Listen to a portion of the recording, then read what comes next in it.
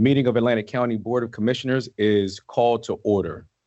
In compliance with the Open Public Meetings Act of the State of New Jersey, adequate notice of this meeting of the Atlantic County Board of Commissioners was provided in the following manner: published in the Press of Atlantic City and mailed to the Hamilton Gazette, and has been posted on the bulletin boards in the county office building in Atlantic City, the Stillwater building in Northfield, and in the county clerk's office in Mays Landing.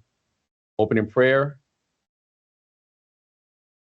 Heavenly Father, we ask for clarity in the decisions we must make. Help us to hear your voice above all others as you guide us toward the steps you want us to take.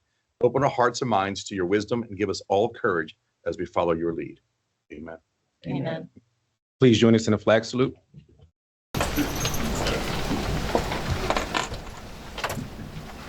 To the flag of the United States of America and to the republic for which it stands, one nation, under God, indivisible, with liberty and justice for all.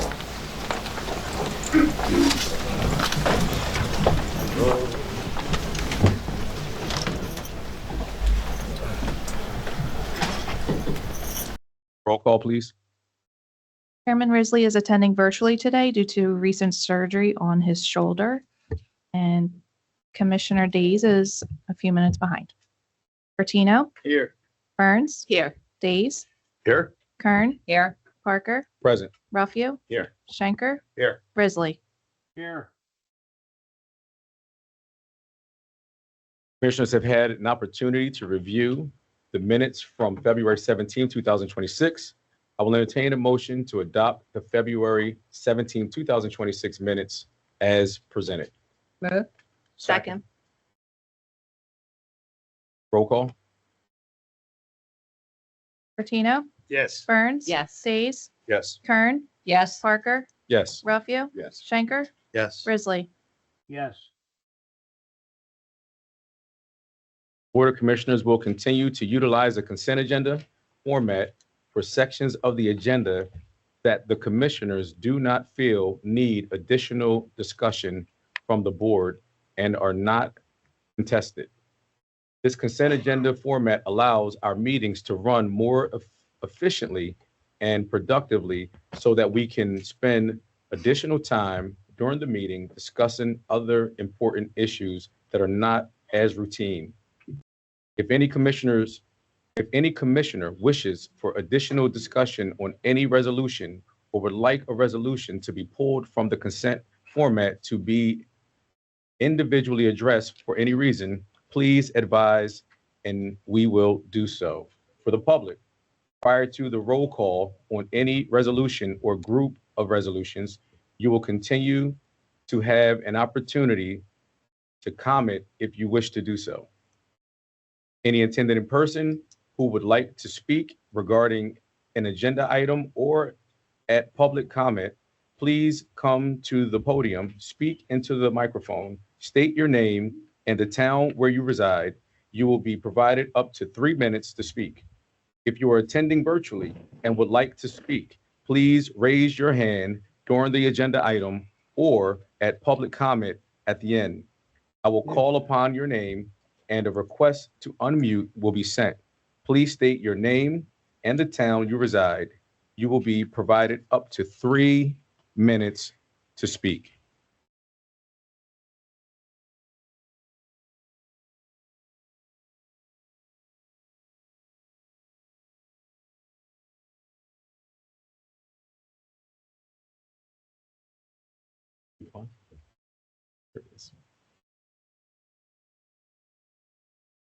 Atlantic County 2026 budget message by Atlantic County Executive Dennis Levinson. Well, thank you very much. Welcome, everybody. We giving something away today? Where did all these people come from? Good afternoon, commissioners and guests. I join you today to introduce the 2026 Atlantic County budget and provide a summary of the state of Atlantic County and our fiscal plan. This time last year, the implementation of offshore wind projects was still being debated.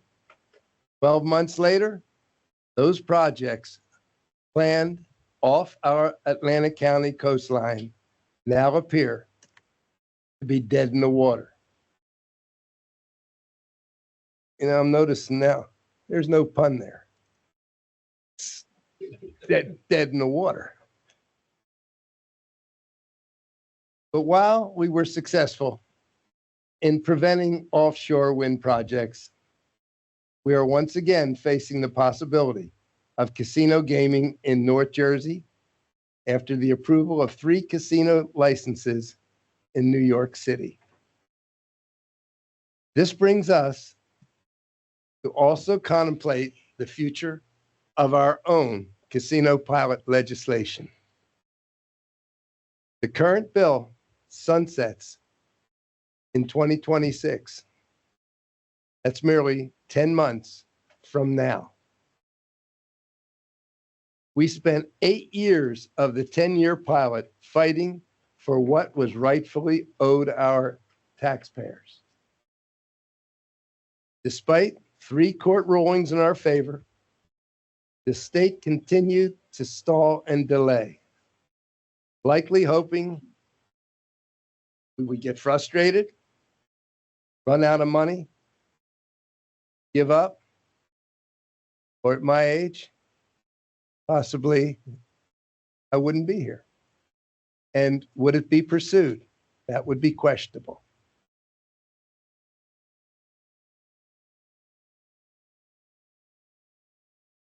We persevered. And in the end, we received $59 million in total from the state. We won. We continued to win case after case, but we were ignored. We got no phone calls.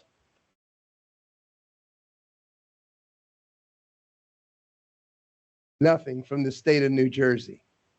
And it wasn't until Jacqueline Suarez came in with a clear mind and knew what was fair. I want to compliment Governor Sherrill for reappointing Commissioner Suarez.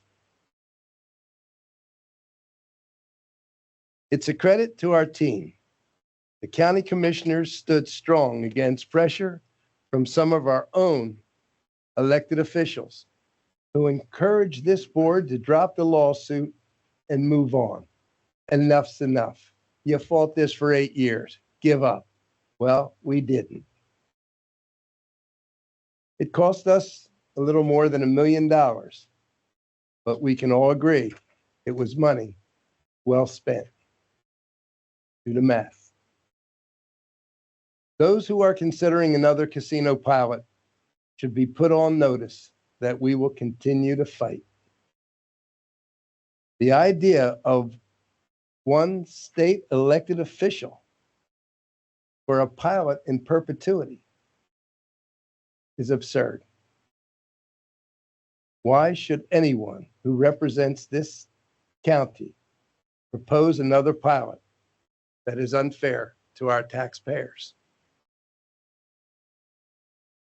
You know, when I use that word pilot, it's payment in lieu of taxes. And what it means is this, in a nutshell. If they pay less, it means everybody else pays more. And that's why it's unfair. There should be equity. There should be justice. And there wasn't. And that's what that means. So for the 10 years of that pilot, all municipalities paid more than their fair share, and the casino interests paid less. Atlantic City casinos continue to break revenue records. Less than 1 week ago, it was reported that 3 of Atlantic City's 9 casinos are among the top grossing casinos in the country. While much of that success is attributed to significant gains in internet and sports betting, even in-person revenues in Atlantic City casinos rose close to 3% in 2025. They're doing well, and I'm glad they're doing well. Too many people that depend on the casinos for their livelihood. We are continually told that without the pilot, at least 2 casinos, if not more, will fail, and thousands of employees will lose their jobs. I don't know if that's accurate, but we've been hearing it over and over and over. And I sure don't want on my conscience, and I know I can speak for the commissioners, they don't want it on theirs either, that if we fight this pilot again and we win again, that people will be thrown out of work. That's not what we want. I cannot attest to the accuracy of those statements, but if they have any validity, I have a solution. Casinos benefit all state taxpayers. Everyone from Cape May to High Point will tell you they benefit from casino gaming in Atlantic City. Yet only those living in Atlantic County are required to support them with their tax dollars. And that's why we fight. If it benefits all, why should we be the only ones to take the hit? Let's require taxpayers in all 21 counties to contribute. It's really just a matter of fundamental fairness. Why should one county foot the entire bill for something that benefits everybody? So if that is the case, and if the threat of those casinos closing is real, nobody wants that. Well, let's do it fairly. Let's spread it out. The original pilot was enacted to stabilize Atlantic City's finances and reduce costly casino tax appeals. By all accounts, the city's financial health has improved with consecutive tax reductions and bond rating upgrades to investment levels. I want to compliment Mayor and Council to get this done in Atlantic City. They are on firm footing in Atlantic City. Now, in that respect, the pilot has completed its job. Why are they talking about another one? And why does our state senator say he wants one in perpetuity? For those that had a public school education like I did, perpetuity is forever. It is something that we cannot accept, because if it is in perpetuity, and Atlantic County is the one that's fitting the bill, we will pay more than our fair share forever.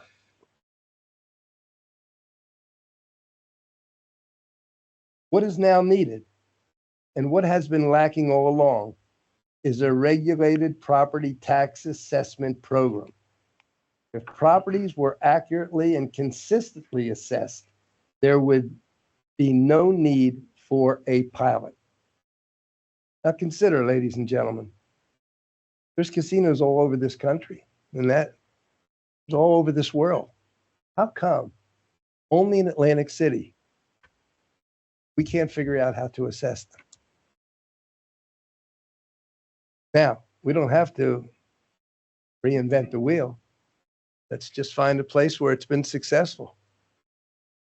As hard as we work to reduce county taxes, many residents fail to benefit from these savings. Instead, their tax bills reflect increases based upon inflated property values. I cited Margate last year. Their assessed value has fallen to 50%,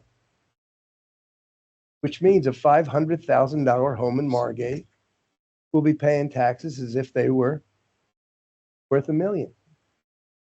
That is not how the system should be set up. A fair, equitable, county-wide assessment where everybody is as close to 100% as possible. Reevals are extremely expensive, tens of thousands of dollars, sometimes over 100,000, and many times close to $1 million, depending on the amount of homes.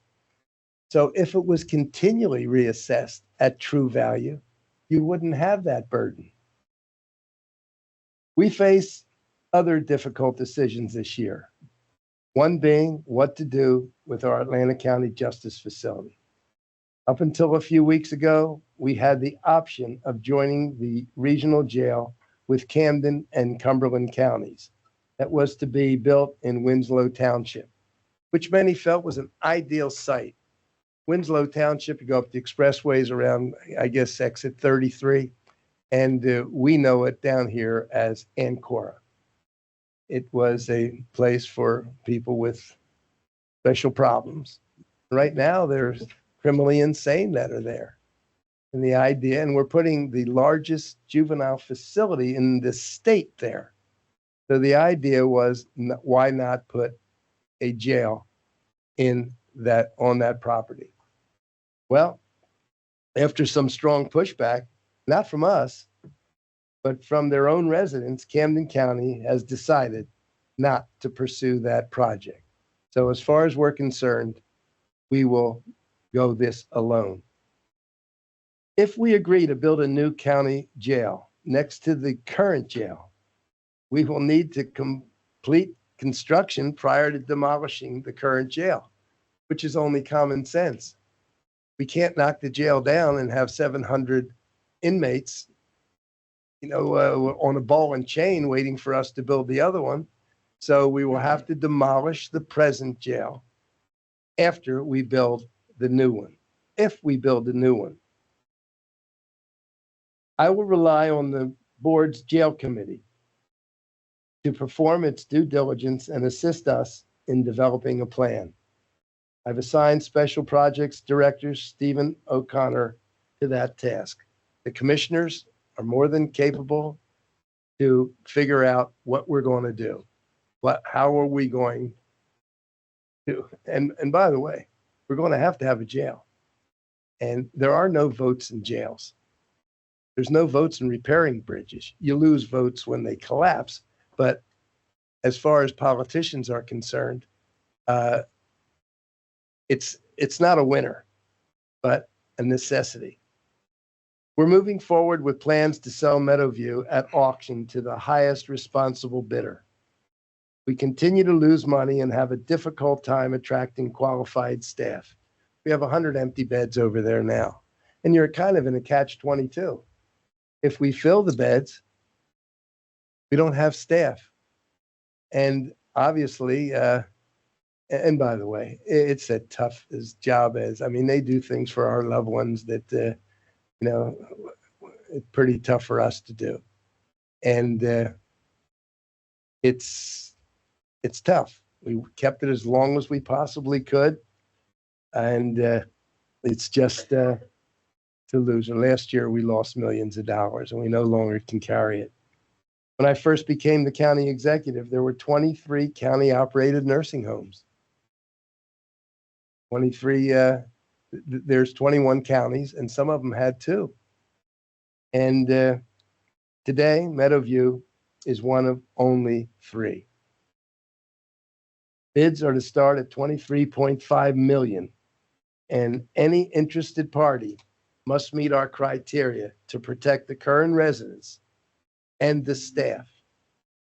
They will not be thrown out on the street. The residents can remain there, and the Veterans Wing will remain there, and our staff will be taken care of with equal or better salaries than they have now, and also medical, equal or at least as or better than they have. That's an obligation that we have. I've discussed this with the commissioners at length, and they all agree. When we put that caveat in for the sale, we know we're going to be getting less than we would ordinarily.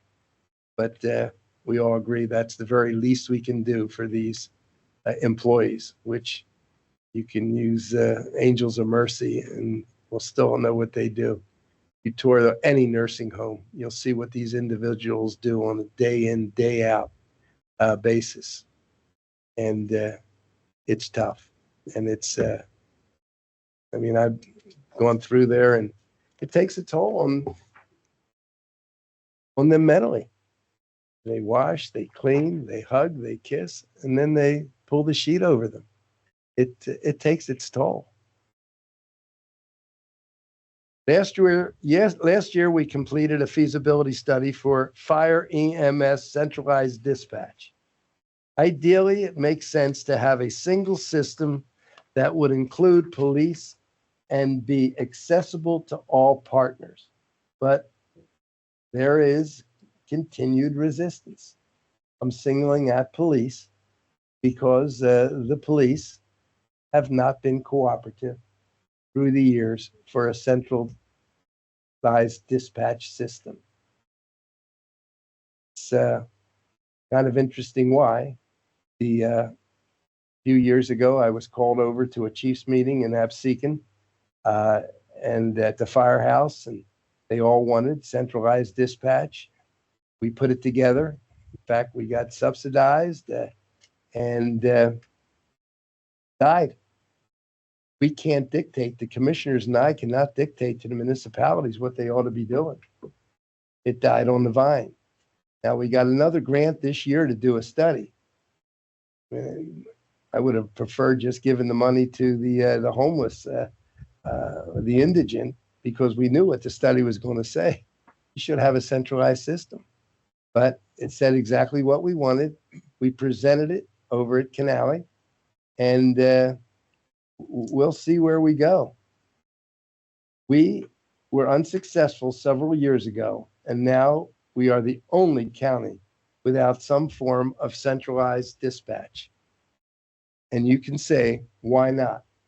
Well, each one of you live in a municipality, can ask them, why not? We don't have that power to dictate to the municipalities and to the mayors what they can do. You got this dopey home rule that we've had for 150 to 200 years in this state, and it has certainly made this an expensive place to live. As technology and equipment changes, they become more cost prohibitive for local governments. Sharing our resources helps reduce those costs, but our towns must have the will to do so. Now I'm going to use a case in point. I formed the Central Municipal Court, which means instead of 23 towns having their own municipal court, let's consolidate. Let's do more with less.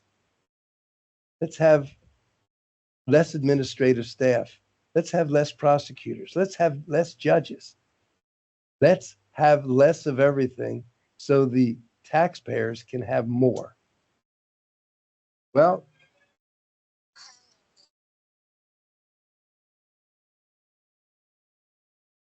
case in point, mine may go off too, so I'm not going to give him a dirty look. Case in point, the Central Municipal Court of Atlantic County. Despite towns realizing significant savings, we still have only 9 of 23 towns as members. The word significant is significant, and I'll tell you why. In 2025, just last year, the 9 towns that joined realized an average savings of 44%. And that's well over $1 million overall.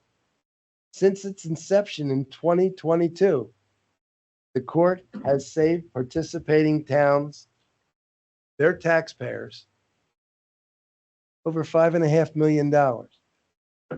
So you may ask yourselves, those of you that live in Summers Point, those of you that live in Margate, those of you that live in Absecon, Brigantine, why haven't they joined the court? Well, there's an open mic in each one of those towns. You can ask them, and they will tell you. We want our own judge. We want our own prosecutor. We want our own administrative staff. We believe in home rule. Nobody dictates to us what we do within our borders. Well, the commissioners and I cannot dictate to them. All we could do was put together the first municipal court in the state of New Jersey and show them that millions can be saved. Little tiny Estelle Manor,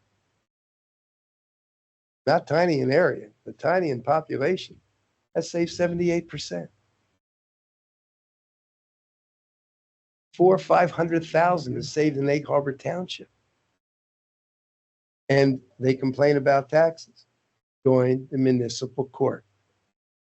I know it's a great luxury being able to appoint your own judge. I will not give you all a reason why you would like to appoint your own judge, but you can figure out why they would prefer their own judge.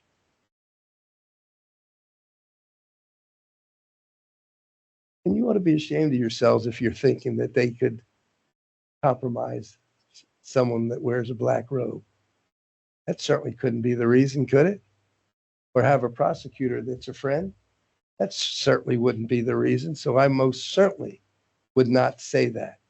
They must have their own reasons why they want their own judge, their own prosecutor, their own administrative staff, rather than save their taxpayers' money.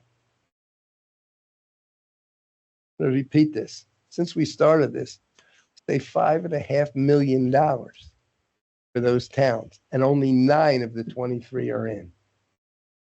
In addition to reducing duplication and increasing savings, the consolidated court continues to improve.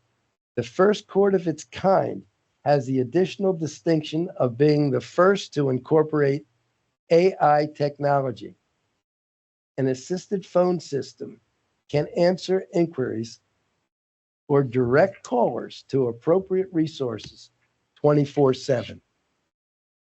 Always open.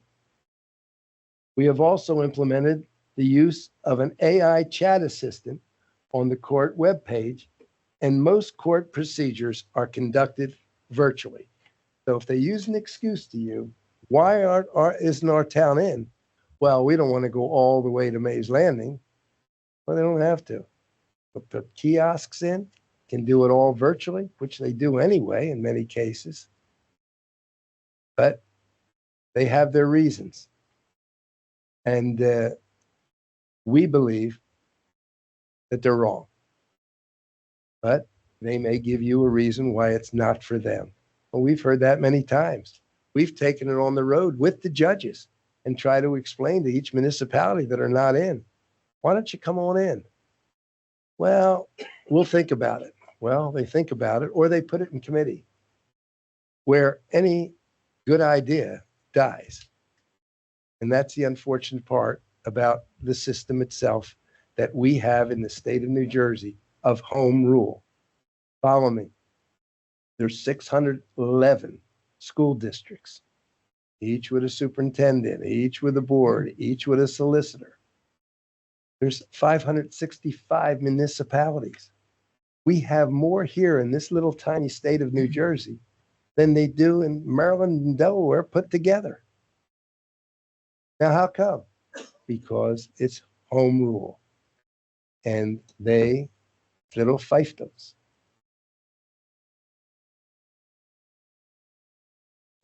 We have streamlined the court, reduced costs, and improved efficiencies without sacrificing service. The Central Municipal Court of Atlantic County stands as a model throughout the state. Its success should breed further success, and yet we are unable to convince others to join. Once again, archaic home rule dominates the decision-making process. It's difficult to understand how towns could continue to pass up opportunities to save tax dollars, especially at a time when local governments are facing significant funding challenges and unsustainable increases in utility costs and health care benefits. Local governments that participate in the state health benefits program have been expected to absorb unprecedented cost increases over the past several years. In 2026, we face a 38% average increase in premiums. These cost increases are shared by the employees and the taxpayers. The health benefit packages were once a carrot to attract quality staff when our salaries cannot match the private sector. We use that. Come on board, join us. You get a pension, you'll get you'll have your days off, you'll have your weekends off, and we'll give you a health plan, family of four, pay $40,000 for it. We no longer can use that as an incentive because we have to have our employees pay a portion. And of course, the taxpayers, because health costs have gone up so tremendously. But with the unheralded costs, the cost shares increases, this perk has lost its luster, adding to our difficulty in attracting and retaining staff. Excuse me. We continue to explore other options. This past October, during open enrollment, we were able to offer employees a new high deductible plan option. Approximately 500 employees voluntarily made the switch, which should help reduce their out-of-pocket costs without sacrificing quality of care for themselves and for their family. 500 seems like a lot, but we have 1,700 employees. So we're looking at quite a few, the great majority, that have not decided to take what we put before them. And we met with all of our units. And if you think that's an easy job, we have 22 bargaining units. So each bargaining unit represents our employees, and it's a heavy lift. If this proves successful, what we've done, we believe more employees will consider opting for next year. We believe it's in their best interests, but we're the bosses and we're suspect. So we'll see how this works with the 500 that are in, and hopefully we can save the taxpayers and our employees money. Within the next few weeks, we will complete construction of the second building of the National Aerospace Research and Technology Park. That's the NARTP. It'll be on time and on budget. You like that from a government entity. Thanks to Tim Edmonds and the Atlantic County Improvement Authority for its successful management of this project. The 40,000 square foot state-of-the-art building will house an aviation strategic innovation center. AI and other new technologies are rapidly transforming how aviation systems operate. By investing in them, we are positioning Atlantic County to be on the cutting edge of aviation research and ensuring our region is a leader in the next wave of technological advancement. Here in Little Atlantic County, we're making a name for ourselves nationally and internationally. I developed the idea of this park following the closing of 4 casinos and the loss of 8,000 jobs in 2014. The need to diversify our economy could no longer be ignored. Our long-time reliance on a single industry, that being of hospitality and gaming, was no longer viable. So we took a risk and invested $20 million to start the park and begin to build a new industry. Had our decision been questioned, we would have been hard-pressed to justify spending millions of tax dollars on speculation for construction in a 58-acre parcel between Amelia Earhart Boulevard and Delilah Road in Egg Harbor Township. The naysayers would have had a field day. Why in the world would you think anyone would come here? Why in the world would you invest $20 million of our hard-earned money for a dream? Well, we took a shot. Thankfully, the members of the Board of Commissioners were willing to gamble their own political futures to push this forward. As a result, that vision for our future has become a reality. The citizens of Atlantic County and this region should be eternally grateful, as I am, for the cooperation of this commission board. It could have died on the vine with one commissioner questioning it. It didn't. And I truly find that to be, I I appreciated their support and their belief in me and my belief in them, because we do have another industry. And for those of you that have lived here your whole lives, forever we talked about, we have to diversify. Holy cow, we can't just have the beach and boardwalk. What happens in the wintertime? Everybody's on unemployment. Well, we diversified it finally after all these years. In 2019, we opened the first building at the NARTP. That building is fully occupied with the likes, follow this now, everybody, NASA, General Dynamics, Wolpert, Signature Sciences, the FAA, and more premier aviation companies. If not for the COVID, we would probably be talking about a third building now. The growth and development of the park could not have been achieved without Howard Kyle, my former chief of staff and my dear friend. I told Howard I wanted him to go down to Embry-Riddle University, the top aviation university in the world. And they're in two places. They're in Florida and they're also in Arizona. He went down there and I directed him to absorb as much as he could. I wasn't paying for more than 2 nights. He returned with a genuine passion to explore our opportunities. Coupled with his intelligence and determination, concept took root and continues to flourish. We tried to sell this to elected officials. We sat down one meeting after another, and some told us this is the dumbest idea we've ever heard. It'll never take place. You guys are wasting your time and you're wasting money. It's a career ender. Well, we took the shot, and aren't we all glad that we did? Just last month, we received notification of $1 million in federal funding. The NARTP will work at Atlantic County Economic Alliance and Embry-Riddle Aeronautical University to establish an aviation maintenance training academy at Atlantic City International Airport. The academy will create a pipeline for job opportunities in aircraft maintenance. The ACEA, under the leadership of Lauren Moore, has also been integral in the development of the park and our efforts to diversify. Aviation has become one of the most promising sectors of our local economy. With the FAA, William J. Hughes Technical Center, and the Atlantic City Airport, we've always had world-class assets.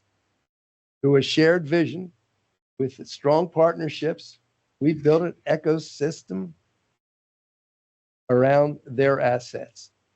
We believe that our airport was underutilized, and we also felt that we have the premier testing facility in the world here. Why not capitalize on it? It seemed like a no-brainer. But to get people to get on board, we didn't advertise it too much. You know, for 9 commissioners and myself, we did it quietly, and we got it done. By the way, had we had failed, it would not have been quiet. Through a shared vision and strong partnership, we built an ecosystem around these assets. We've established the only aviation innovation hub in our state by capitalizing on these unique resources and turning them into a powerful engine for economic growth. The aviation and aerospace industry is our future, everybody. Our kids can stay here, get good, solid jobs. And I'm not demeaning the jobs that they have now and what we have to offer, but it's seasonal in many cases, and we want them to stay. I have 7 grandchildren. I want them to stay in the area, and I'm sure you all do. I must point out that despite all the disbelievers, this commissioner board never once questioned this project's feasibility. I thank you for your unwavering support. I also like to applaud Dr. Phil Gunther and his team at Atlantic County Institute of Technology, which has strongly embraced the opportunities for high-paying, sustainable employment in the aviation industry. It should really come as no surprise that this blue ribbon school that is recognized as one of the finest high schools in the state has incorporated an Academy of Aviation Studies.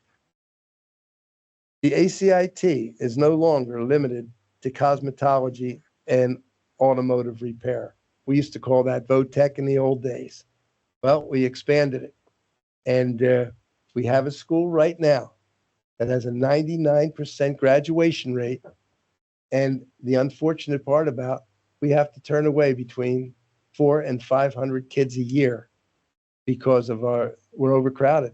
We just built an additional and we're already having kids that want to come in. We just cannot, we can't accommodate them. It is teaching to the need and preparing students for unlimited possibilities. Now, I spoke to Phil, the superintendent, and I said that one of my great heroes is Buckminster Fuller, R. Buckminster Fuller. He designed the geodesic dome, one of the most brilliant men that ever put on shoe leather. Back in the who's who, he probably has the most space of anybody. And he felt that education was the key. But he also said, you have to teach to the need.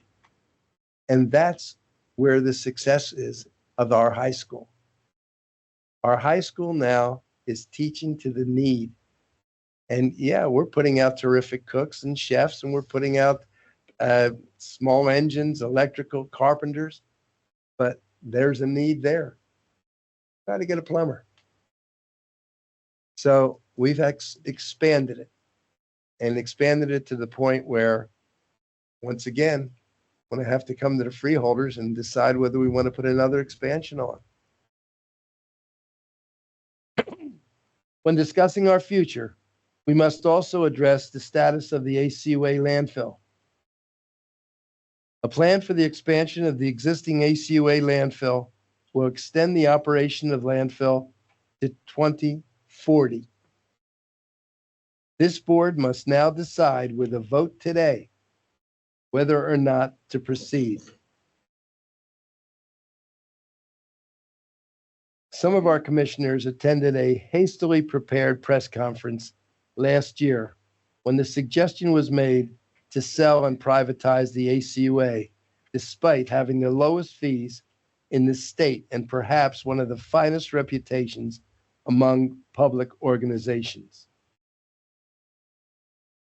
I know all of you that were there that day were blindsided and now stand firmly behind the ACUA just as I do.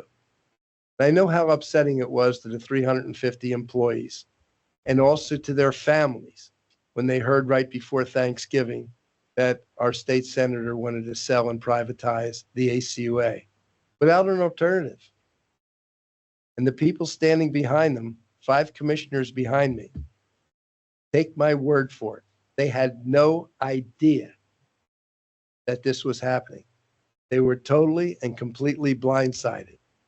And it died a quick death, but it did occur and gave a lot of trepidation to these hardworking individuals.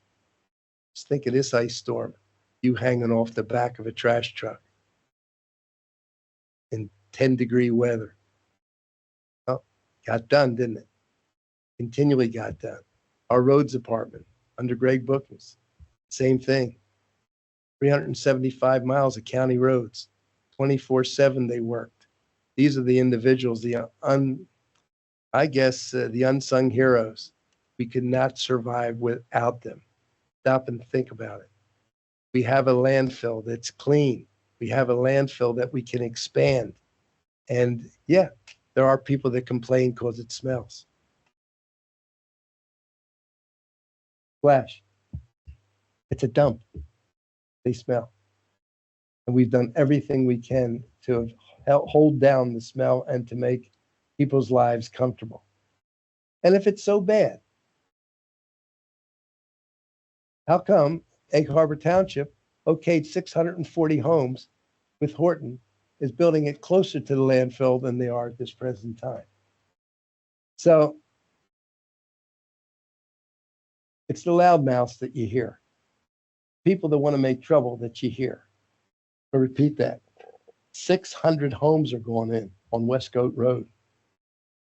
They not only have the airport, but they also have the dump right there. It's a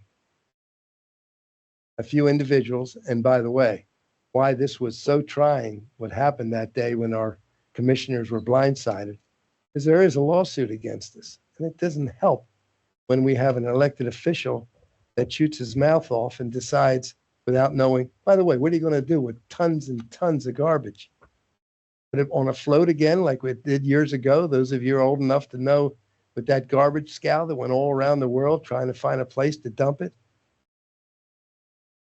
So one of the highest points on the East Coast is Fresh Kills. The dump in New York. Holy cow, it's like Mount Everest of garbage. Some of you attended, okay, I did that. ACUA President Matt Donafo and his team do an outstanding job. Earlier this year, the ACUA added to its accolades when it was awarded the 2026 National Environmental Achievement Award for its microplastics removal project.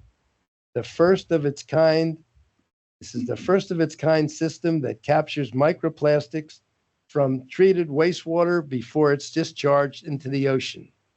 I applaud this innovation to help preserve our oceans for our own residents and visitors, and also for our commercial and our recreational fishermen. The scientists that we have at the ACUA are second to none. We produce these things, and this is a national award, y'all. This is a country that they're looking at, not only, they're looking at us for the innovation that we have. And for those that want to complain about the windmills that we have over there, Matt, to date, how much have we saved with those windmills? $8.8 million, and they're not out at sea. It's the first land-based wind farm in the country. We took a shot with that also. Repeat that number. Close to $9 million were saved. How many birds were killed, Matt?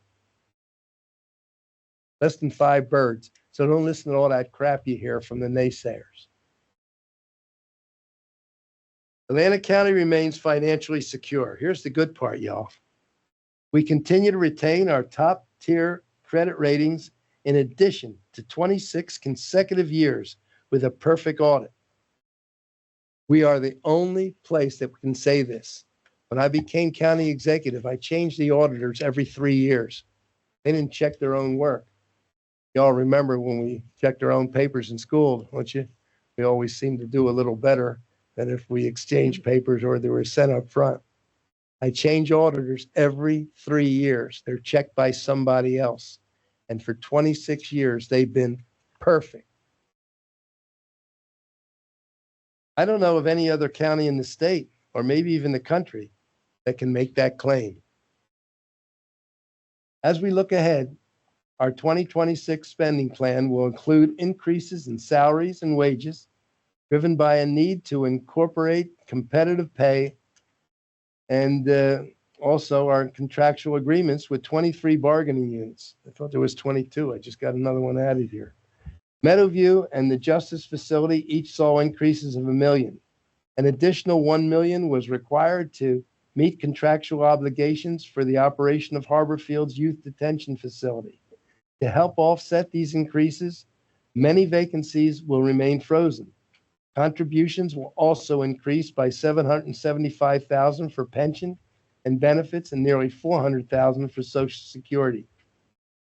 To continue our use of AI technology to promote service efficiencies, we are dedicating $200,000 for information technology application. We have already seen the positive impact of AI in making in our Central Municipal Court, as well as our Emergency Assistant Unit under Forrest Gilmore in the Department of Family and Community Development.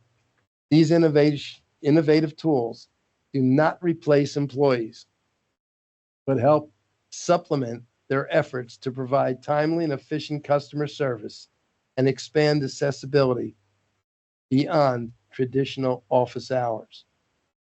In 2026, I'm adding 22.5 million of surplus, a little more than 50%. Pretty good with our little county, huh? We have over 40 million in surplus. We can apply half of it, which we do every year. With the $283 million budget I introduced today, the county tax levy would be 198 million. And the general purpose tax rate will be reduced by 2 cents.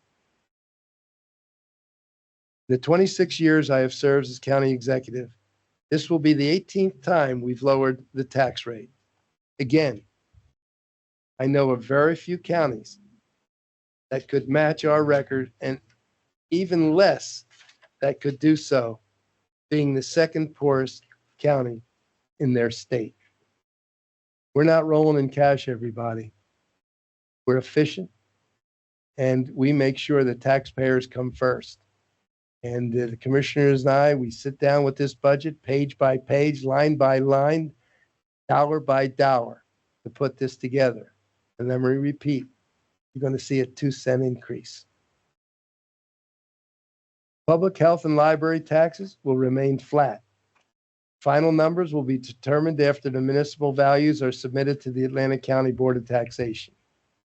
Preparation of our annual budget is an extraordinary team effort that requires extensive time by fiscal staff throughout county government and in cooperation with our own budget subcommittee on the commission board. The direction of those efforts starts with County Administrator Jerry Del Rosso. Not only a dear friend, an extraordinary human being, but the most competent person I've ever worked with in my life. Our County Treasurer, Bonnie Lindow, Administrative Services Department Head, Tammy Robbins, and Budget Manager, Julie Sharkey. I'd also like to thank Chief of Staff, Linda Gilmore, for her talents and relentless dedication. We are fortunate to have the services of these knowledgeable and dedicated individuals, among many others.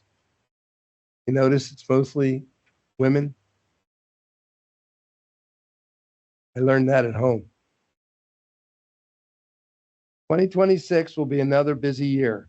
We have a lot on our plates, but I am confident we have the resolve to put in the hard work and do what is best. As long as we keep our residents' interests in the forefront, we cannot go wrong. As elected officials, we must always remember that it is not about us, but rather about them, our county taxpayers. I am proud and grateful to work with the most committed Board of Commissioners in the state of New Jersey. And I look forward to working with our newest commissioners, Collins Days and Art Schenker, who are following in the footsteps of their extraordinarily dedicated predecessors.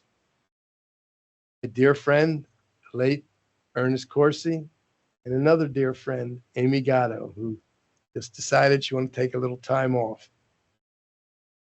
You know, I also want to mention we have 3 of the most competent constitutional officers that I've ever worked with in the 26 years. Our sheriff, our clerk, our surrogate, Girallo and Curcio and Tokyo Joe O'Donoghue. Tell you something. They work to hold down their budgets. And they're the unsung heroes. And I am very, very pleased and proud to have them as our constitutional officers. Let's ensure our efforts continue to uphold Atlanta County as the best run county in the state of New Jersey. Thank you and God bless you all. And I'm sorry I was so long-winded. But we're in good shape for another year. And let's all remember our servicemen at this present time. We're at war. And I don't know what's more horrible than war, but sometimes circumstances necessitate. So keep our service people in your prayers. Thank you so very much, y'all. By the way, any questions, commissioners? Anybody? Only 2 cents? Big pardon? Only 2 cents reduction?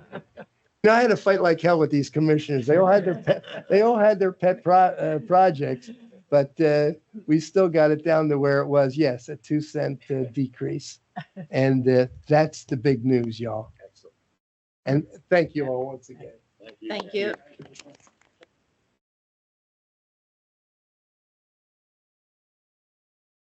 Got a wounded warrior, too. How's he doing? He's online. He's online. Yo, John. Is he online? He falls asleep. That was all doped up, so maybe he. Yeah. There he is. County executive, yes. Yes. John, how you feeling, pal? Pretty rough, quite frankly. I just had surgery Thursday, and my other arm has got a hairline fracture in it as well. So I'm really in a bad way. But I want to thank, of course, the county and leadership there on the budget. And we got through another year successfully. The county always keeps the commissioners fully involved and up to date on the numbers, and that's what's important. So with that, I would say thank you. John, you sound great, and God bless you. You as well. Thank you. Thank you all. And I forget our great solicitors. Lynn Hughes, which, by the way, the aviation is named after her dad. That's the former ambassador and our congressman, and Arthur Murray. And we also have the Michael.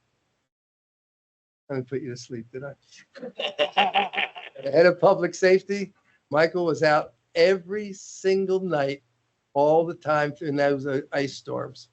And he was what a great asset he is to our community. So with that, y'all, thank you ever so much once again. Pat, you ready?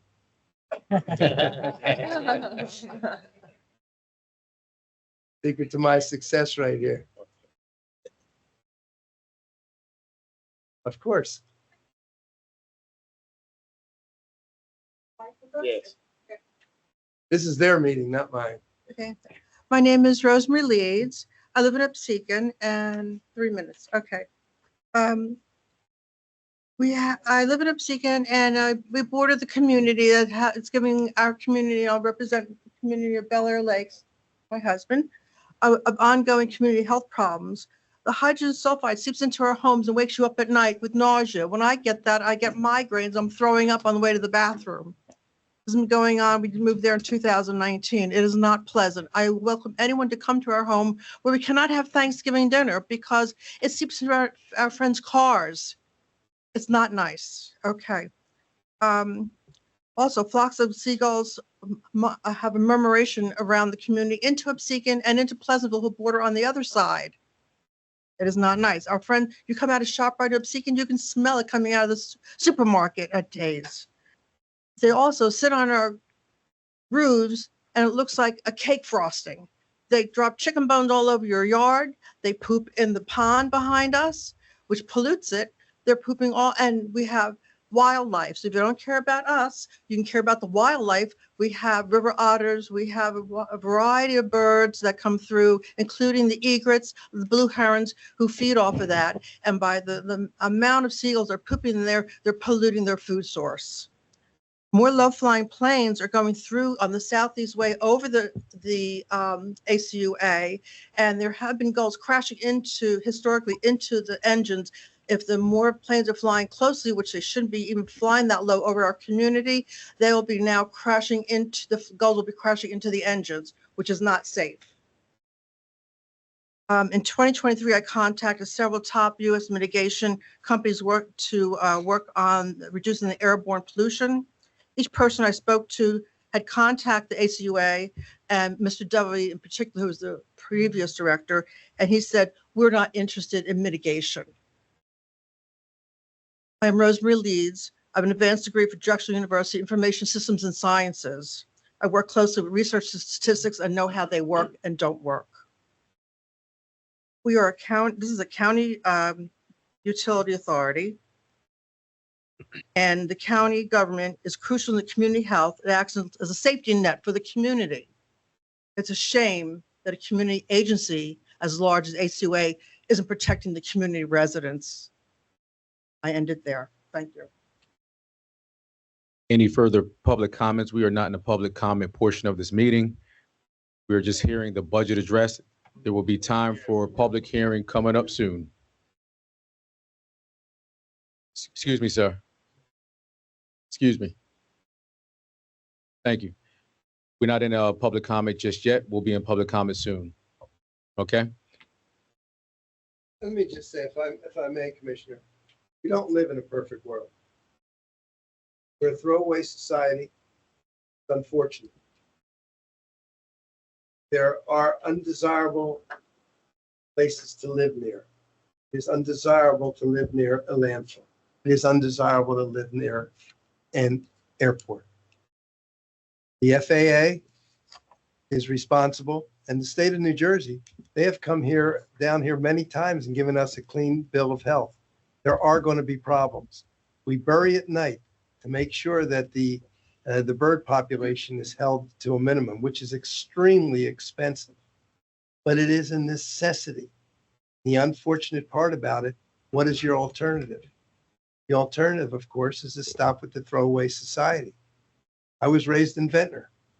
We put our trash out, and we also put out a smaller pail of garbage, slop, that were picked up. But that's not the case anymore. We took bottles back to the supermarket and got 2 cents on the little ones and 5 cents on the big ones. We didn't have the throwaway society that we have today. And it is a sign of, the way things are going. And we're doing the very best we could. It took me 5.5 years to move the bird sanctuary away from the airport. Now, you may ask, what was it doing there in the first place? Well, it was there. And it would cost us a fortune. The commissioner's eye said that. What are we going to do? We had to buy other land. We had to trade it off to get the bird sanctuary out of there. It is a problem. And I understand that your way of life, you can't have people over, it smells. I get it. And I said, as I said earlier, it's a dump. And the unfortunate part about it is, it was, and I don't want to say this to be mean, but it was there prior to y'all moving in. You knew it was there. You knew the airport was there. I have people call me all the time. The planes are flying too low. I'm the county executive. I'd like to do something about it. Can they take another route in? When the wind blows in a certain way, yeah, you do smell it. It is a problem. And the only thing I can say, and this is not going to ease your,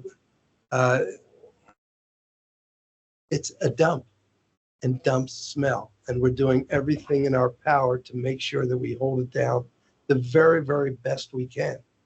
And it is unfortunate. We're at war right now. It's unfortunate that people die, but it's these are things that we have to absorb. You give me an alternative to that dump, and I'll take it. When we had somebody saying we wanted to close a dump, where do you want to put it? How many tons do we have over there, Matt? 330,000 tons a year. Now, it's going to smell because it's garbage. We can't even get some towns to recycle. And, but we don't live in a dictatorship. We don't rule by decree. There's a lot of things that we could prevent if we could. Airports making noise, we can't prevent. We can't prevent landfills from smelling. I get it. And we do have pollution. We have pollution everywhere. It's because of our society. until you all are ready to change that. Commissioners, I tried to ban plastic bags. We were laughed at. And we made a comment about plastic straws. We were laughed at. We're doing the very best we can. You have recycling. We pay these gentlemen and ladies a lot to go pick. There's towns that don't even bother. And why is that? And the towns that do bother, only maybe 40–50% of them do. These are way. Now, we could start finding people. We could do a lot of things, but then we're going to have a society we're not going to like. And if you think we don't care, ma'am, you're wrong. We most certainly care. We are doing everything we possibly can do to make your life easier. And you're going to hear from Matt D'Onofrio in a moment. He's here to give a report, and he'll tell you everything that we've been doing. But we don't live in a perfect society. I understand. And it's not. Excuse me. We are not in public comment. We'll get to it in a second. And look, I don't know what else to tell you, except that the dumps were there, the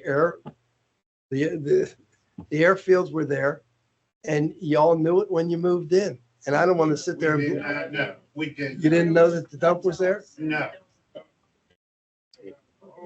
Well, how's this sound, my friend? You should have. I'm not your friend, and no, I shouldn't. Well, you're We're not not. my friend, but yes, you should. No, we're not. County Executive, we appreciate your budget address and thank you. And you, for members of the public, as stated, we'll have a solid waste management plan update coming next. And you'll be able to voice your opinions there. Thank you, sir. Matt, when you get up, see if you can take care of what we've been doing. And 300 and how many thousand? 330,000 tons.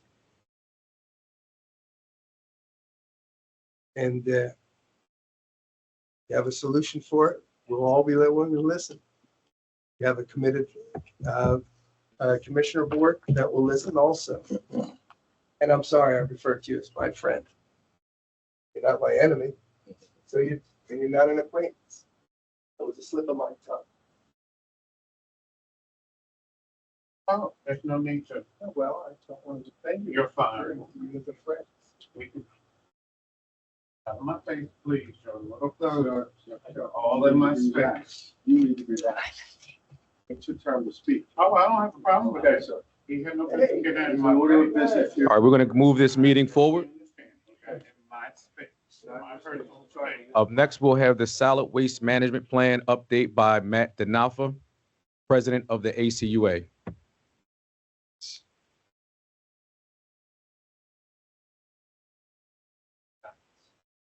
Packets.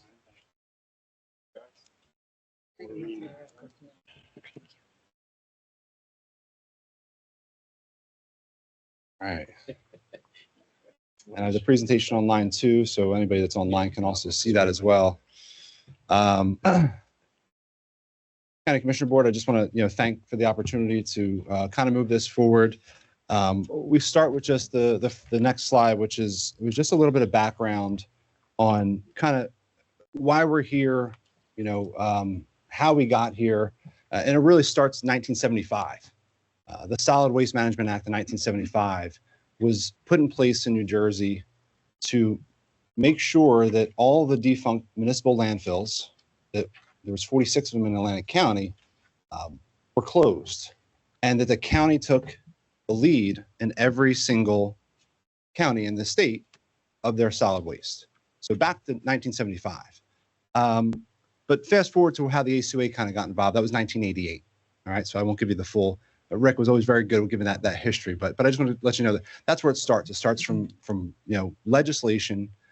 There was actually even an administrative consent order that was signed by, at that point, freeholder John Gaffney and County Executive Dick Squires, because Atlantic County was actually behind on their plan, saying you need to do something.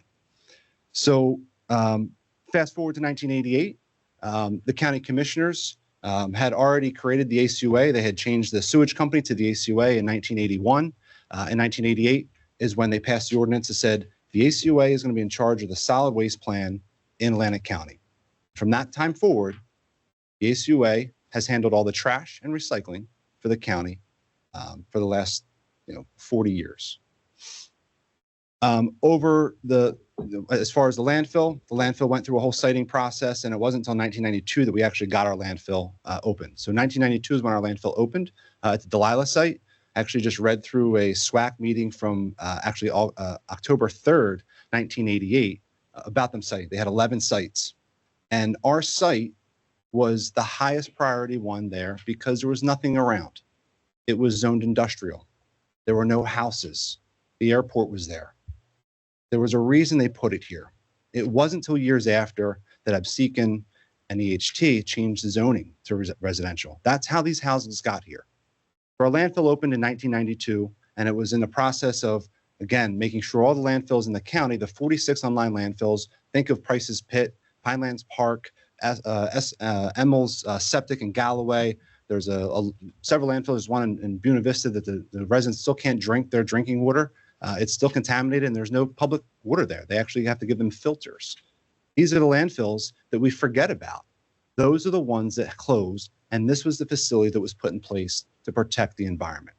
And that's how we got here. Over the last 34 years, the landfill has evolved. As for the next slide real fast. This is the process of how a solid waste agency in the county operates when it comes to managing the solid waste for the county. 250+ thousand residents in Atlantic County we service. Millions of visitors, hundreds of thousands of businesses, right? This is who we are serving. The timeline, again, of our landfill has changed over the years. 1992, we opened. 97, we increased the height for capacity. We were only at 77 acres. We optimized some sites, so grabbed some more capacity. 2006, we did a lateral expansion. Again, to continue to service the essential need. Everybody in this room today, yesterday, tomorrow, tonight will throw something into their trash. Nobody here is not generating trash. And everybody can stick their head in their trash can, give it a whiff. It's gonna have an odor. So does our wastewater treatment plant. We all want to flush our toilets, right? It's an essential need for this county. What we're proposing tonight is similar to this, a continuation. There's 12 landfills in the state. 10 of them are going through the same exact process we are. We're not unique. I know we love to be special. We are not a unicorn, right? There are 10 other counties that are going through capacities. There's one that's going for a 55-acre expansion right now, 55 acres. And New Jersey is dense. There's houses, there's communities in those proximities to those landfills that are concerned, absolutely. But this is an essential need for the community, for economic development, for health and safety. The next slide, please. So just to give you an idea on the plan amendment process, this is a really public process, and this is why we're here. This is one of the steps in that process. So we started this in August of 2023. So we're talking almost 3 years ago, 2.5 years ago, we started this process. And this was a concern. I presented the first time in front of this board, June 6th, 2023. And the concern was, what are we going to do about landfill capacity? Cost is going to increase. Everybody's talking about it. What are we going to do about landfill capacity? And I had just been, appointed or put in a position as a president. I'm introducing myself and I'm going, all right, here we go. I'm going to give you the plan. I'm going to give you my plan. And I said, I'll come to you with a silver platter with that golden ticket, which is more capacity. And that's what we have tonight. From June 6th, 2023, I've presented to this commission in whether it's ad hoc committees, done tours, or formally here 11 times on this expansion, on the plans, on what we were doing. 18 times in public. That could be at council meetings, that could be at SWAC meetings, or that could be here in less than 3 years. That's how much I've talked in public about this. And it's even more, and I'll explain why it's even more. The first step in this was to go to SWAC. We put our application in, and you'll see there's some packets.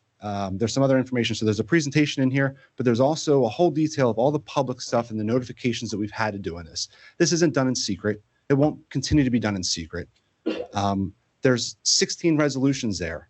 We met with every single municipality when we do our budget, which we do every single year. And we've been talking about capacity for 3 years with them. And they actually passed resolutions supporting our landfill because they understand the cost implications of what we are talking about here. not a secret process by any means of imagination. Every single clerk, January 23rd, received a hand-delivered package of the entire application.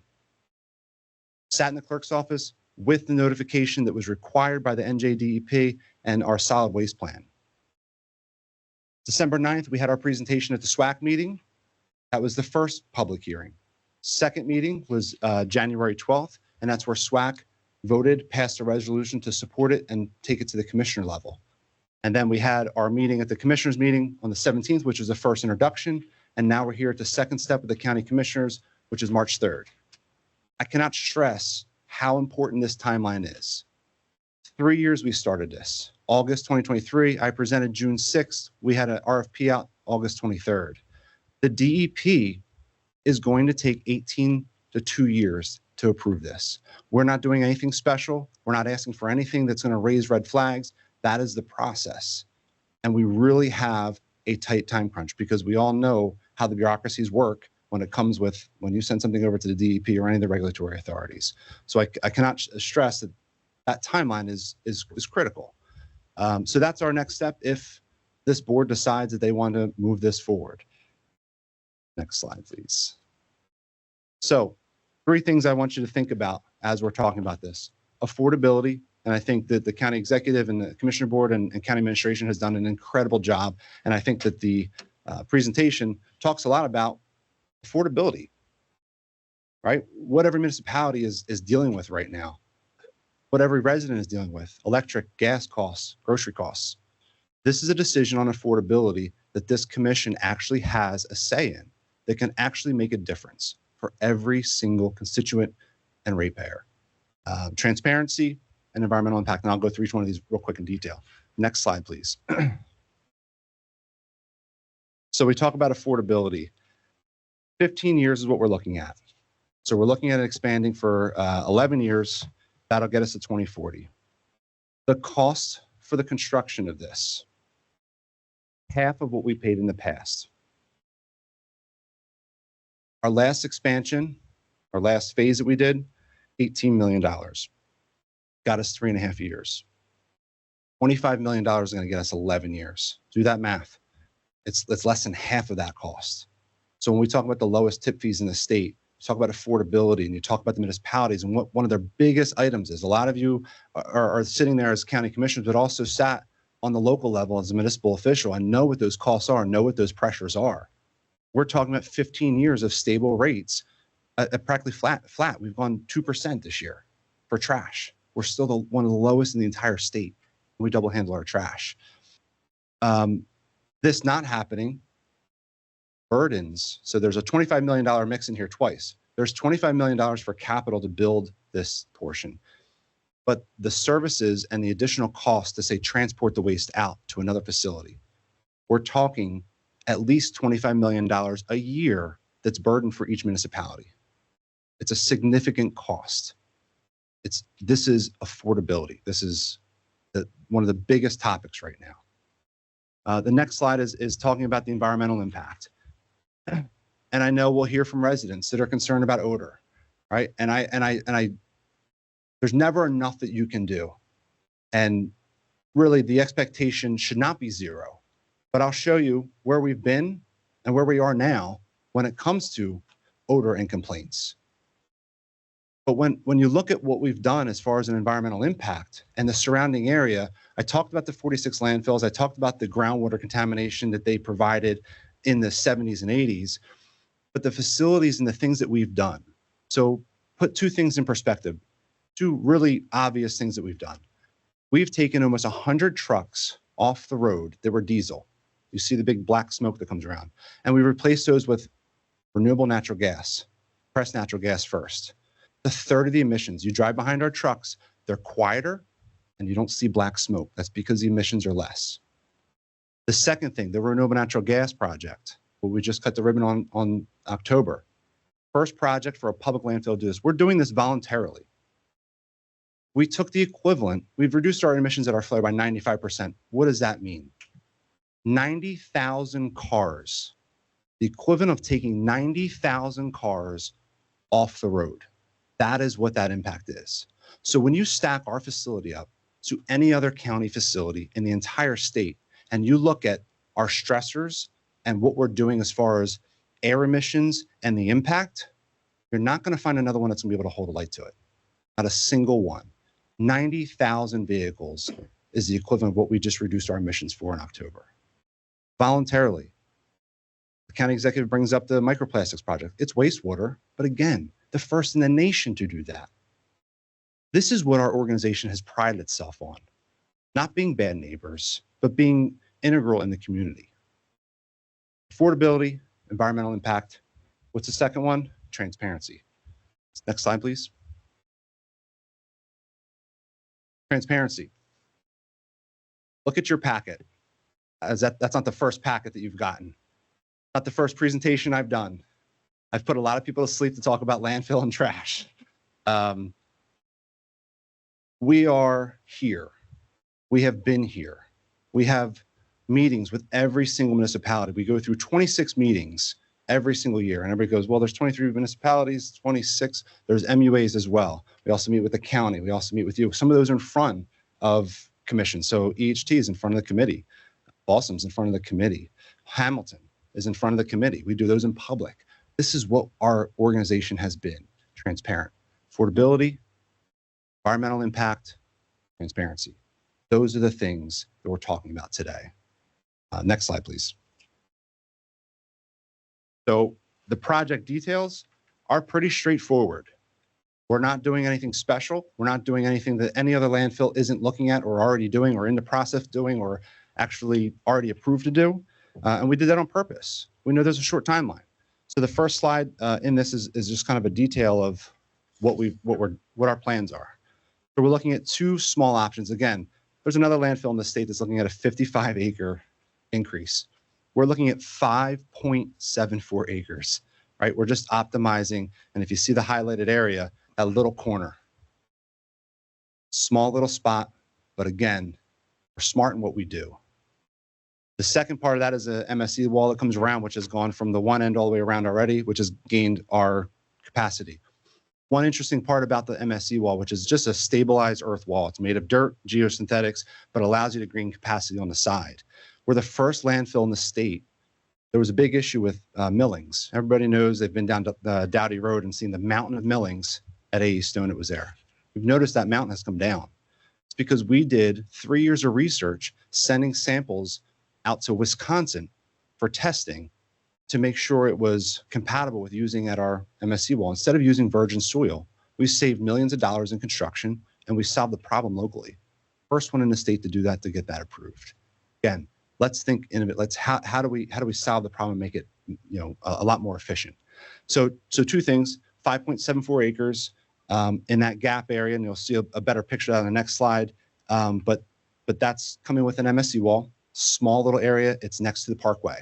The second part of that is a vertical expansion. It's free air space. This is what brings the cost down. It doesn't cost us to go a little higher. Nope, no, you're good. You're good. So that's the second part of it. So the next slide right now, what you're seeing is that's that wedge. That's that 5.74 acres. You can see what's there. There's nothing there. We're not taking over farmland. We're not taking over any kind of sensitive area. It should have been done in 2006 when we had our expansion. Whatever reason, wasn't done. I wasn't there. I started in 2007. But now we're looking at that. Now we have space. So if you look at the next slide, and it kind of visualizes what we're talking about, that's the area, right? Makes a lot of sense. We're just taking advantage of geometry. There's a corner in there. We're going to round it off. And some of the commissioners I've taken on tours, and we've sat up on top of the wall, and I said, you see where we're at? We're going to go straight. That's it. We're just going straight. We're not adding 55 acres. We're not clearing wetlands. We're not doing anything that's environmentally irresponsible. The second part of that is the vertical portion of it, which is the next slide. 40 feet. It sounds like a lot. It's actually one of the lowest. Our landfill is the lowest, not just tip fee, height in the entire state. Cape May County, landfill is 220 feet from the ground. Ours is 114. Cape May is almost double the height of ours. So when we talk about Cape May having a lot of capacity, well, we double our height. we'll get a lot more capacity. We'll get double our capacity, right? Not exactly, because it kind of goes up in a slope, but that visualization kind of shows like we're just mounding it up in this darker green area. It's 40 feet at the peak, but it has to slope out. So it goes from 0 to 40 is what it really does. I'll get to questions about what we're going to see. Can you see it? How does that impact the community? So these really are the two basic, straightforward things. 5.74 acres that includes an MSC wall and a 40-foot height expansion that gets us 11 years of capacity at half the cost of what all of our other projects have cost us right now. Affordability. The next slide talks a little bit about the concerns or the questions that we may have. So we're going to skip to the next one, which is the first question is how much it would cost, which again, I kind of went through this already. So the spoiler it is, again, we're estimated at 25 million. That's 2.27 million a year. We were looking at 5.14 at the time for construction costs. That is what ensures municipalities' affordability. And again, we all generate trash here. We all generate the need and necessity for essential. This is not unique to any other county. We all have a trash problem. Next question that comes up a lot is odors. More trash, more odors. It sounds good. It's got a good ring to it, doesn't it? Good. More trash, more odors. Unfortunately, it's not the case. We've seen a 98% reduction in our odor complaints. We've seen a 30 to 40% increase in our gas collection. And in that same time frame over the last 2 years, we've disposed of over 600,000 tons of trash.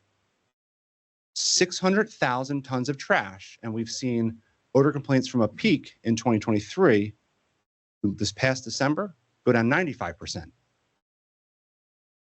More trash? No, not more trash, more odor. No, actually, you can say more trash, less odor. No, it's the way we manage it. It's the way that we've been kind of changing the way. We have a new solid waste director. We have a new solid waste vice president. We have a new solid waste manager. We now have a landfill assistant manager. New staff, new ideas. We have new partners. The RNG project, Opal Fuels, South Jersey Industries, resources. This has all helped us get to the point where we're at today. The next slide just kind of shows a little bit of that representation of this is where we were at. I wasn't coming here in 2023 asking for this. This issue in 2023 wasn't unique to Atlantic County. Every single county landfill was experiencing what you see in 2023. And you can see this steady flat line out. Mr. Bertino, do you have a question? Yeah, I recognize it's okay. Yes, thank you. Just a quick one. While you're talking about the odor complaints, how it dropped off, I think you want to touch on the ACOA did that manifold project in there where you injected piping in to recapture. Yep. I think that's a big part of this because there was action you guys took and we expended the money to do that at the time based on the complaints we were doing to try to mitigate some of that. I think you want to touch on that for these residents. Absolutely. You're As a reminder. beating me to my presentation, Sorry. Commissioner Bertino. All right, sure. But honestly, though, if you look at that chart, you'll see that we actually put them on there for the timeline. So you can kind of see what that is. So, that 2024 number, the first one there is the 19 wells we installed. And when you talk about manifold, you're talking about the gas collection system we put in. Miles and miles of piping. We've invested $22 million into a system. This isn't just like, hey, we're guessing what we're doing, right? This is how a modern landfill operates. Third-party engineers help us with all this stuff. Third-party partners help us with all this stuff. So you can see over the course of the last 2 years, the improvements that we've done. And, that really is the difference. We were able to look at things a lot differently, provide a lot more resources to it. The county commissioners providing $7 million to fast track, a 16-acre cap, helped us get more efficient, reduce our leachate generation, increase the amount of vacuum that we can put on the landfill because we're not pulling in air. You can't just open these things wide open. You'll create a fire. And that'll be a headline.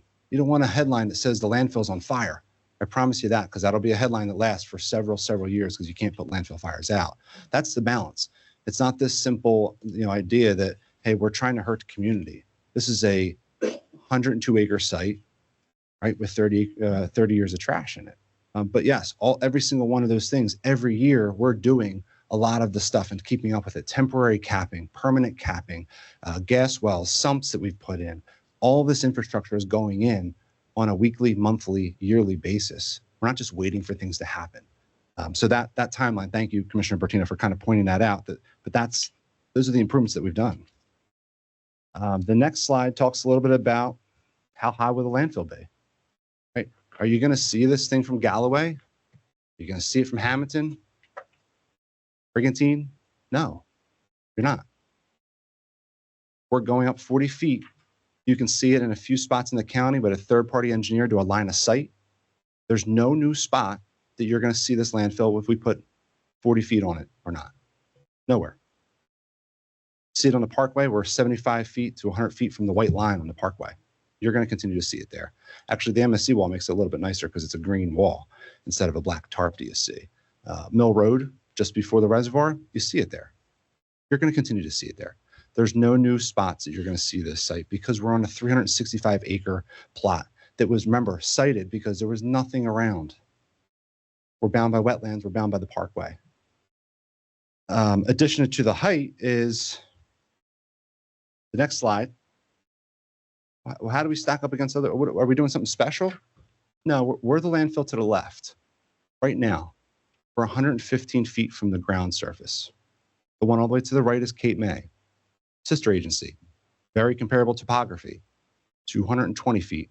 The green are the height expansions. So are we the only one looking for height? Nope. 4 other landfills looking for height. Warren County is looking for 100 feet.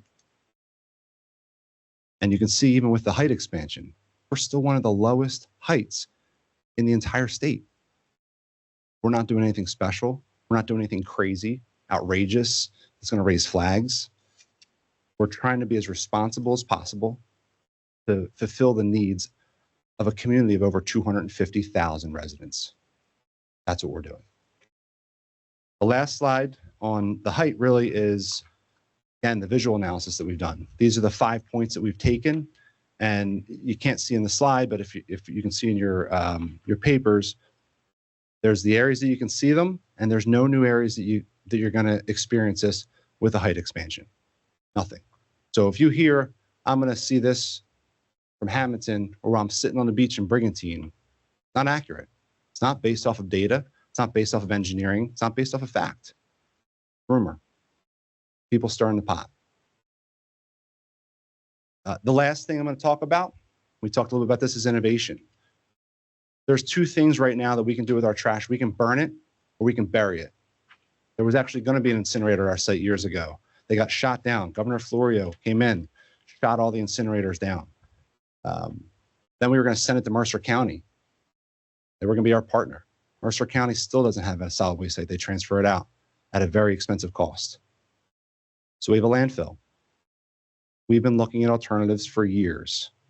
We're now, I would say, 3/4 way through a process. I usually say halfway through a process, but we finally got our Office of State Comptroller approval on the RFP. We are receiving our RFPs on April 1st. This started in August of 2023.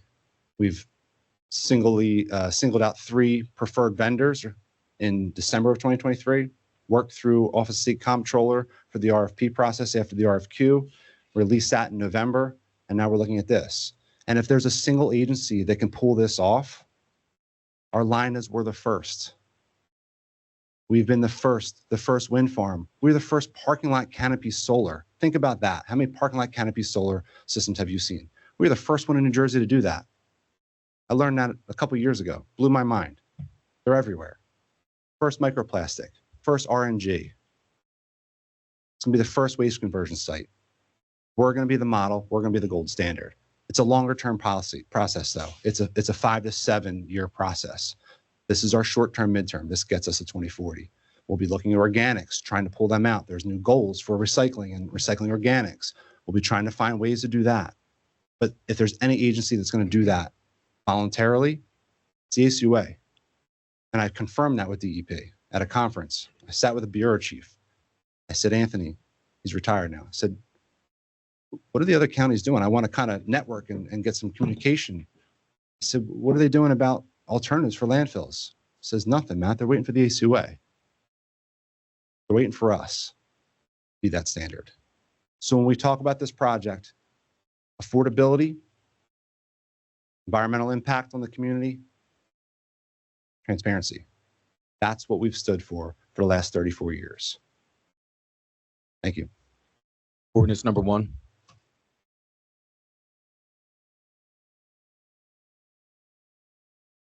Ordinance amending the Atlantic County Solid Waste Management Plan to include both lateral and vertical expansions of the existing sanitary landfill located on Block 603, Lot 10, and Block 703, Lot 1 in Egg Harbor Township, New Jersey. Final reading.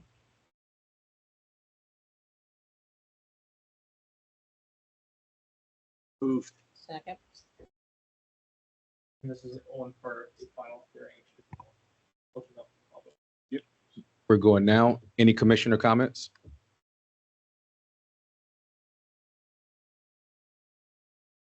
Thank you, Mr. Park, Chairman Parker.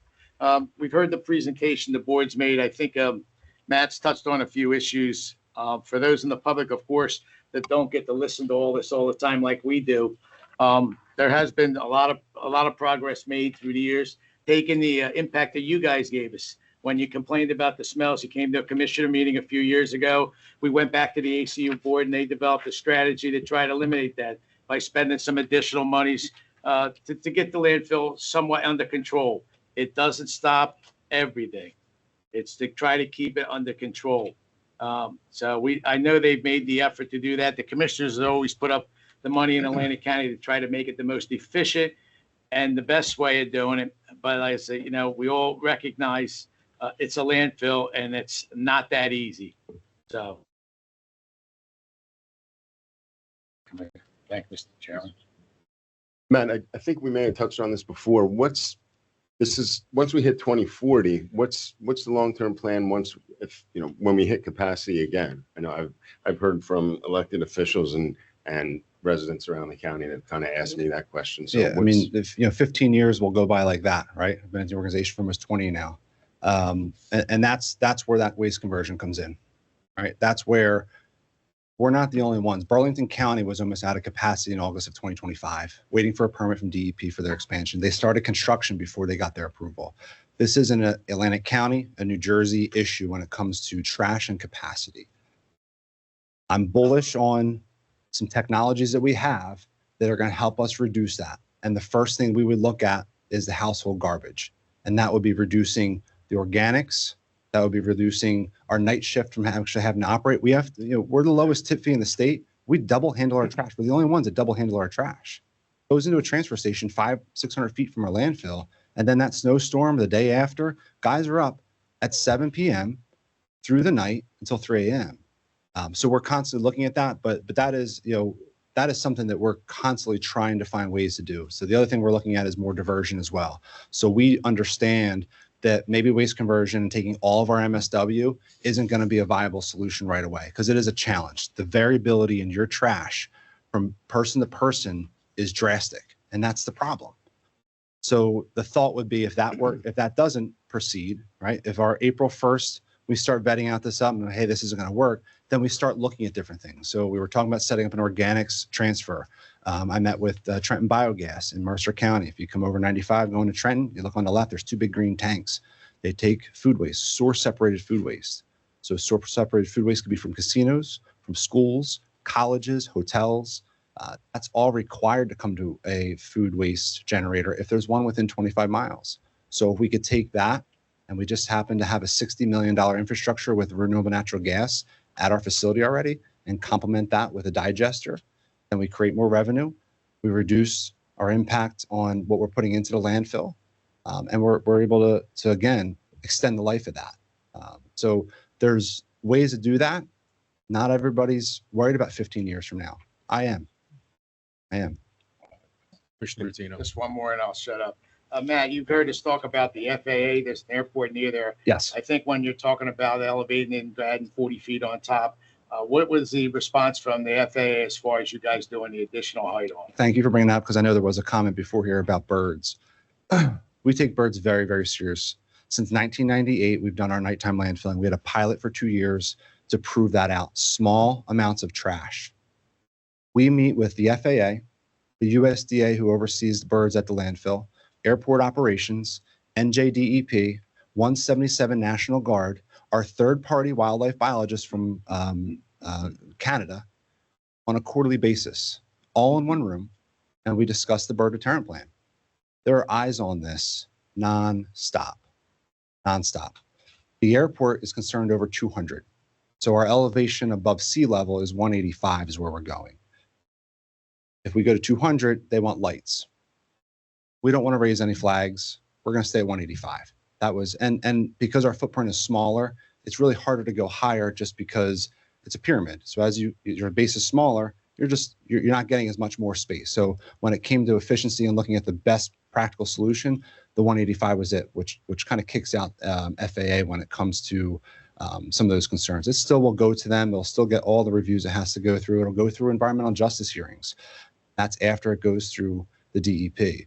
But when it comes to bird concerns and bird strikes, knock on wood, we have never had a bird strike from one of our sites. And we've had that confirmed through the USDA, who oversees the landfill at airport operations.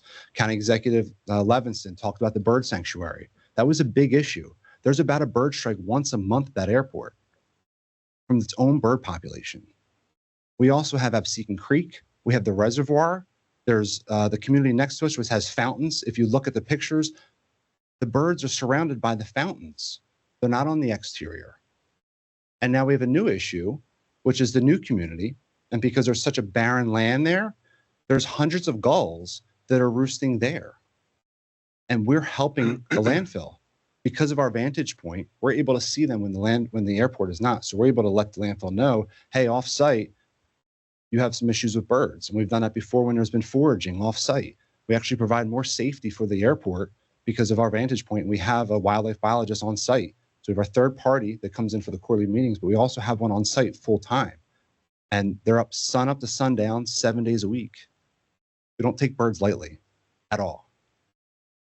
And neither would FAA or airport operations or the Air National Guard or anybody of the partners that we had.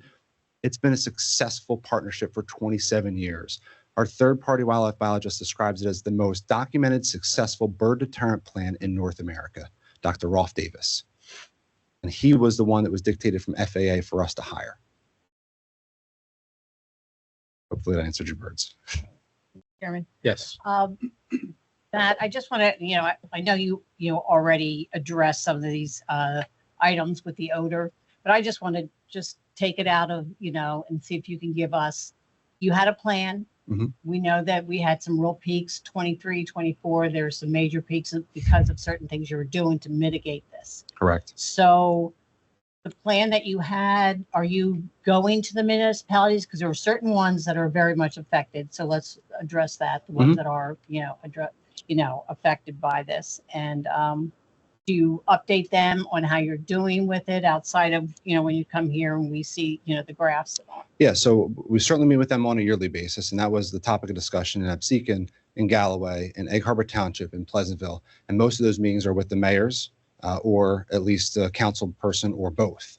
And we discuss that. There's a lot of communication that goes back and forth with the towns. We really haven't had an issue since April of 2024. And I talked to one of the mayors in one of those towns just before this meeting, and he said, you guys have done a great job. I talked to a mayor at one of our meetings in December about this, and his statement was, hey, you guys said you were going to do a plan, and you gave me a timeline. You executed that plan. You followed that timeline to a T. I'm starting to trust you now. Okay, thank you. Appreciate that, right? But again, the expectation should never be zero. We are dealing with a landfill. So is it every day? No, that's not the expectation. Is it every week? No, that's not the expectation. But if you're very close to the landfill, if you're 1,500 feet from the landfill, we have people that work on this landfill every single day, 30-year careers on top of the landfill. We don't have health issues from those people that are in equipment pushing the trash, that are working on it side by side in the gas collection system every single day. We don't. We'd have a workers' comp nightmare.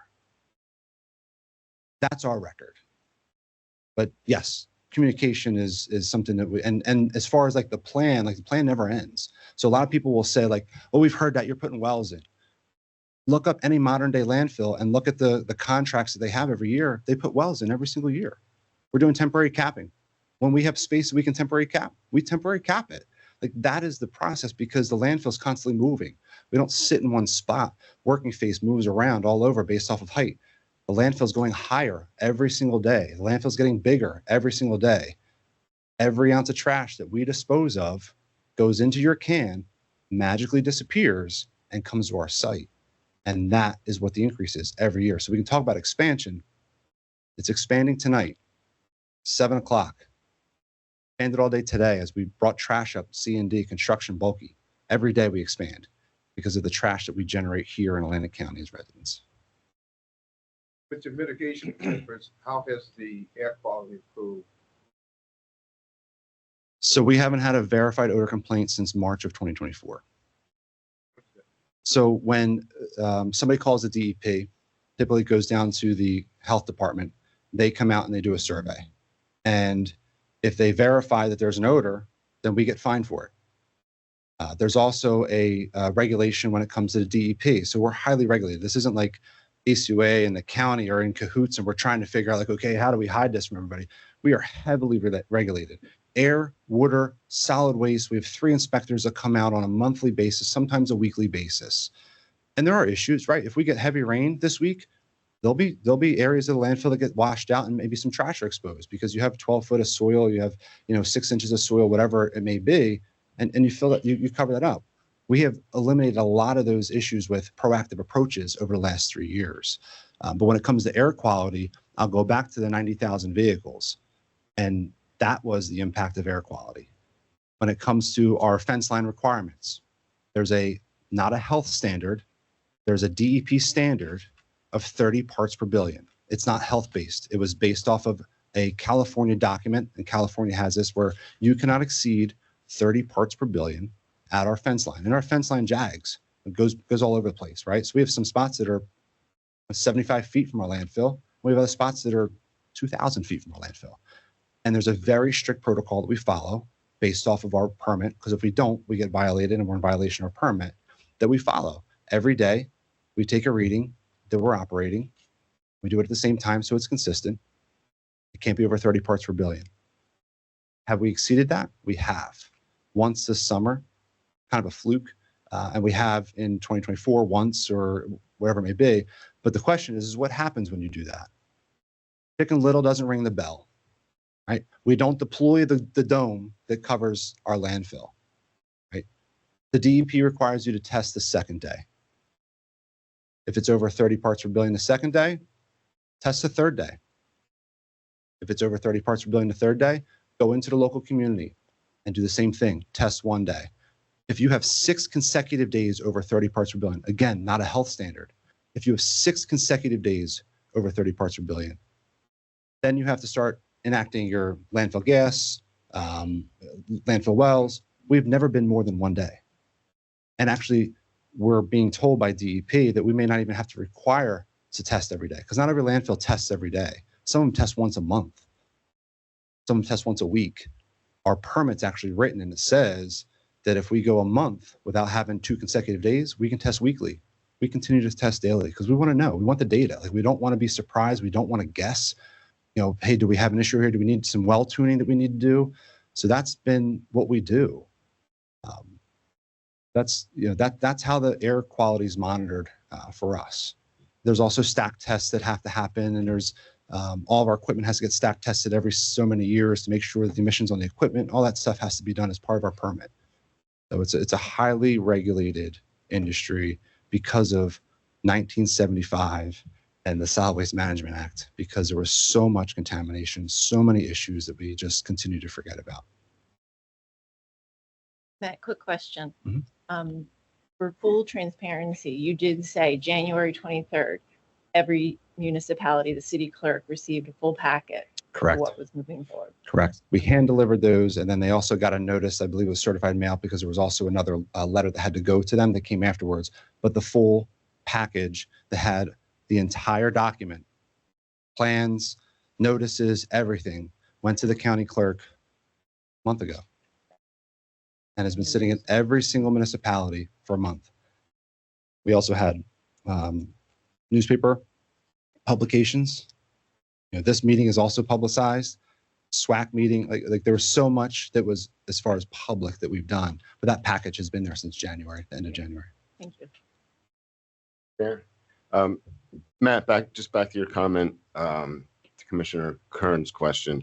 I spoke with the Galloway mayor earlier today about his concerns, his residents' concerns, and he did tell me that you offered to go out there and speak directly to the residents, about what we spoke about here tonight and anything else they may be concerned about. And he was very appreciative of it. So I just wanted to acknowledge it and thank you for offering to do that. Great, thank you. And I talked to Mayor Capola before here. I guess he was one of the guys that said things were going really well. So, and I was in direct communication with him in 2023, responding to residents, making sure he had the information, giving updates at that point. It's not, it's never a perfect system. Chairman, I may. So right after 2024, you did the piping project with the wells and all that. Is there any plans on expanding that? Oh yeah, I'm in the piping industry and I'm familiar with these systems. Yeah, and that's a really big reduction in that type of problem. So yep, every year. So we put out what we call an emergency contract, and it looks like it's a reaction, but the contract is called an emergency contract. It's a 1-year maintenance contract for us. And the reason we say it's emergency is because the contractor needs to understand that when we need wells, we can't wait 3 months for it. So they need to be on standby to get those wells in within 30 days. So we were able to use that contract with our partner, but we just installed another, I think, 11 wells in December. And then we also installed 5 acres of temporary capping. We weren't getting an uptick in odor complaints, but we had area that was at the right elevation. And that's what we do every single year, right? So they also added additional header pipe. So you're only as strong as your vacuum. So as the pipe gets smaller, you get less capacity. So they extended the 18-inch pipe that goes further around out to the opposite side of our landfill. And that's where we're kind of staying on top of a lot of this stuff. And what happened in 2023 really was, it's a perfect storm. Landfill gas, hydrogen sulfide is the one that you smell, happens in an anaerobic state. It doesn't happen in the fresh trash. Scientifically, it does not happen. It's a biological process that the bacteria that consumes air or that thrives off the air has to go through its process and then consume and change to an anaerobic process. Those bugs now become anaerobic, and that's what produces hydrogen sulfide, which smells, which is a really small portion of it. That happens 6 to 12 months after trash is placed. So we're constantly trying to mitigate, and I apologize because this is going to be a repeat for some here, but what we were talking about a lot when we were installing those wells is you can't just install a well because you have 30 feet of trash. A well has 10 feet from the bottom because you don't want to go too close. So you lose 10 feet of a well. 15 feet at the top is solid pipe because you can't pull air in. So you got to make sure a solid pipe down at least to a certain point so you don't pull that air in. So now you have 25 feet that does nothing. So you're looking at trying to get to 65, 70 feet of trash before you can really drill one of these wells in, before it actually produce anything. Well, guess what? You're putting lifts in 10 feet. If that trash, because of the weather, because of the temperature and the moisture, starts to break down faster and go anaerobic quicker, well, all of a sudden now you're trying to get the trash in and you're trying to get the wells in. And that becomes a problem. And that's what happened in the fall of 2023. We had a really hot and wet fall. And then we got hit with 1 to 2 inches of rain all through the winter as we're trying to do this work. And that's really where we kind of got caught in this spot. So now we're just like, we're not even going to try to anticipate. We're putting horizontals in. Horizontals are sacrificial.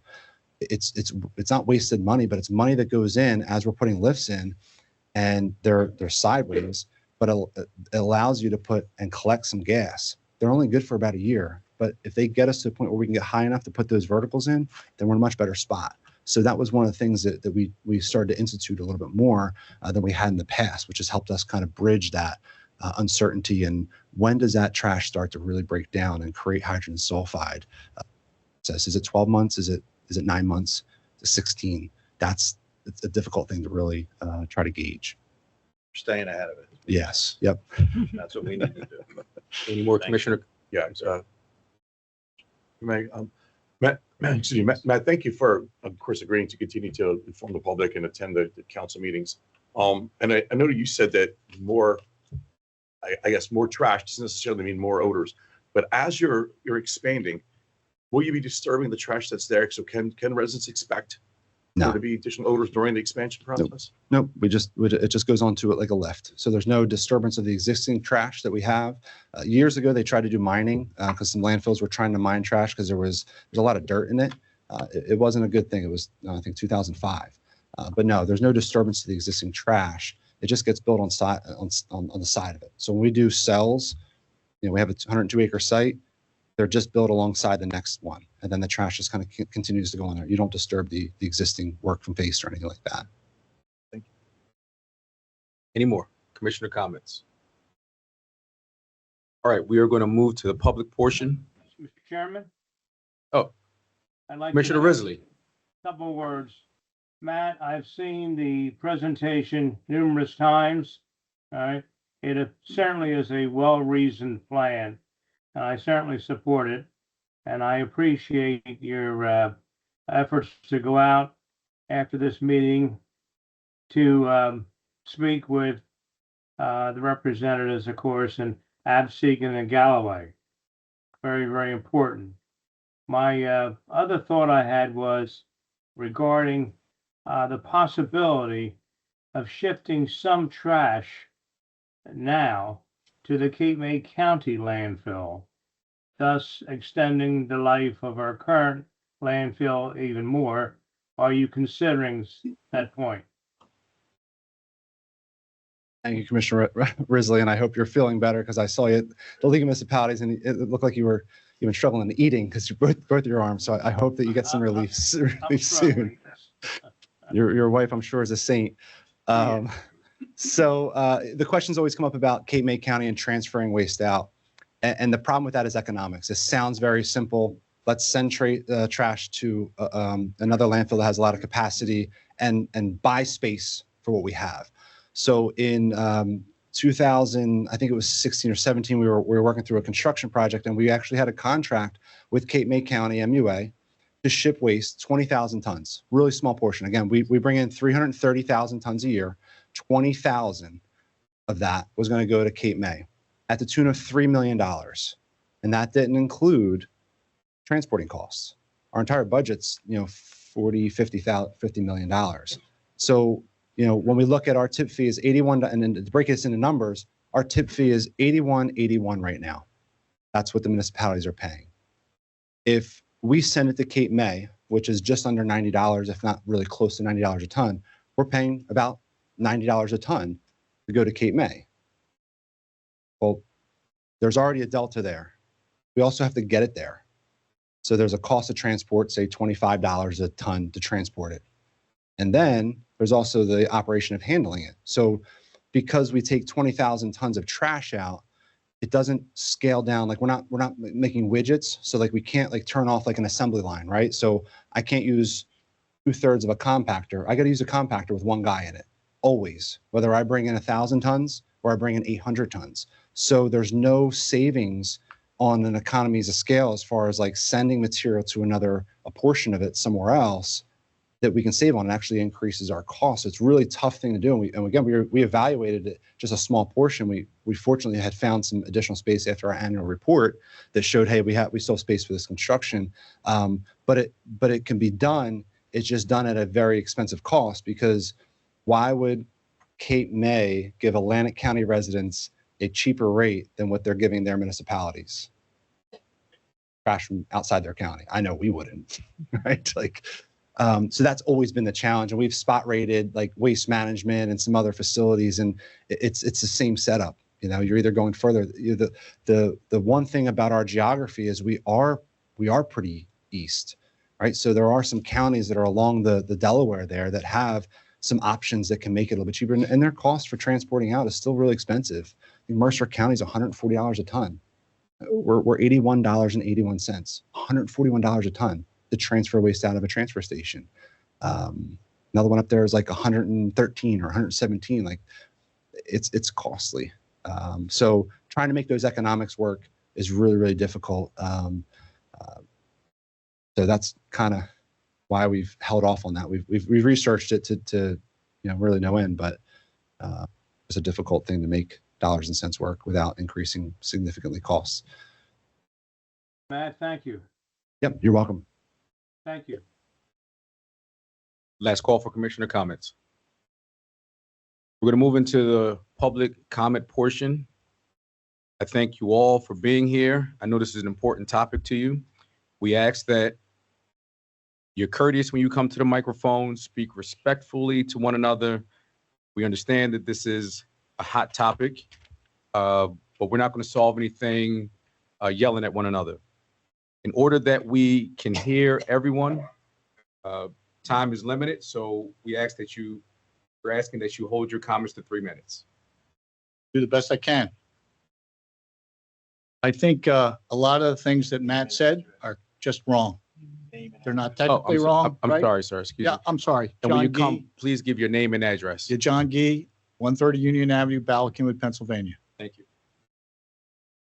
So I'm a principal engineer at Weston Solutions. I've been practicing for 50 years. I've seen more landfills than anyone I know. The only time I've seen anybody vomit gas is when they're on a landfill. Hydrogen sulfide makes you vomit at the right concentration and the right duration. The 30 ppb limit that Mr. Donato just said was not health-based is absolutely health-based. That is totally incorrect. People don't put a standard in a law in the state of New Jersey unless it has a basis. I have monitored the emissions coming off that landfill for 2 years. We have found 763 exceedances of that standard. That's more than 1 per day of monitoring. There's a reason for that. ACUA landfill isn't any landfill.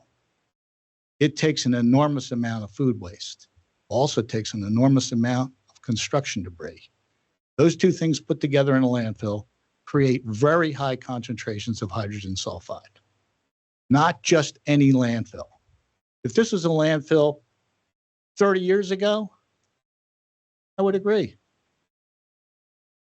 But it isn't like sticking your head in a trash can. I've been on that property at night, midnight, 1 o'clock in the morning. Burning throat. Can hardly see out of my eyes, they're burning so bad. My staff, same problem. We're not lying. This isn't made up. This is real. These people vomit. The first time I met the community, a fire chief said to me, oh, odors were so bad, I vomited. Think about that for a second. Think that guy was lying? You think he was making it up? I don't. So the 30 ppb standard, Matt said, the complaints went away. Well, he moved the working face on the other side of the landfill from Bel Air Lakes, from where the community is. Of course, the odors went away, but they didn't all go away. Just the last 2 months, we picked up 28 exceedances of the standard on Bel Air Lakes. And we monitored on the eastern property line just to check it out because it was closer to the working face. And guess what? 6 exceedances a day for 22 days. That's what we found. Concentrations of 2,000 ppb are common. The maximum concentration we measured in Bel Air Lakes was 25,000 ppb. This is no joke. This isn't funny. This isn't something you just push aside and say, landfills are landfills. They're not landfills. This isn't any landfill. This is a landfill that is really causing a problem. And I would really suggest, I've worked with Cumberland County over the years, other counties in New Jersey, when they have a problem trying to figure out what to do with their trash, I would strongly suggest you table this motion until there's some more review of the so-called transparency that hasn't been happening here. You want to be transparent? Ask me. I'm a resource. Call me up. I've studied this thing I know more about it than just about anybody outside of the ACUA and their contractors. And I have nothing to gain personally from this freaking situation. Nothing. Because it ends up being a lose for everybody if this goes ahead. Economically, the housing values are going down. I don't think anybody moves to Atlantic County because of cheap disposal rates.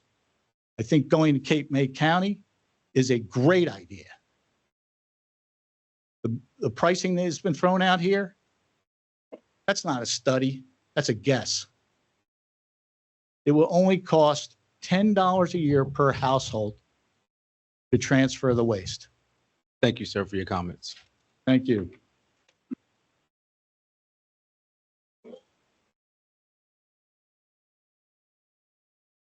Hello, my name is David Luke, and I live at Bel Air Lakes, 58 West Delray Lane.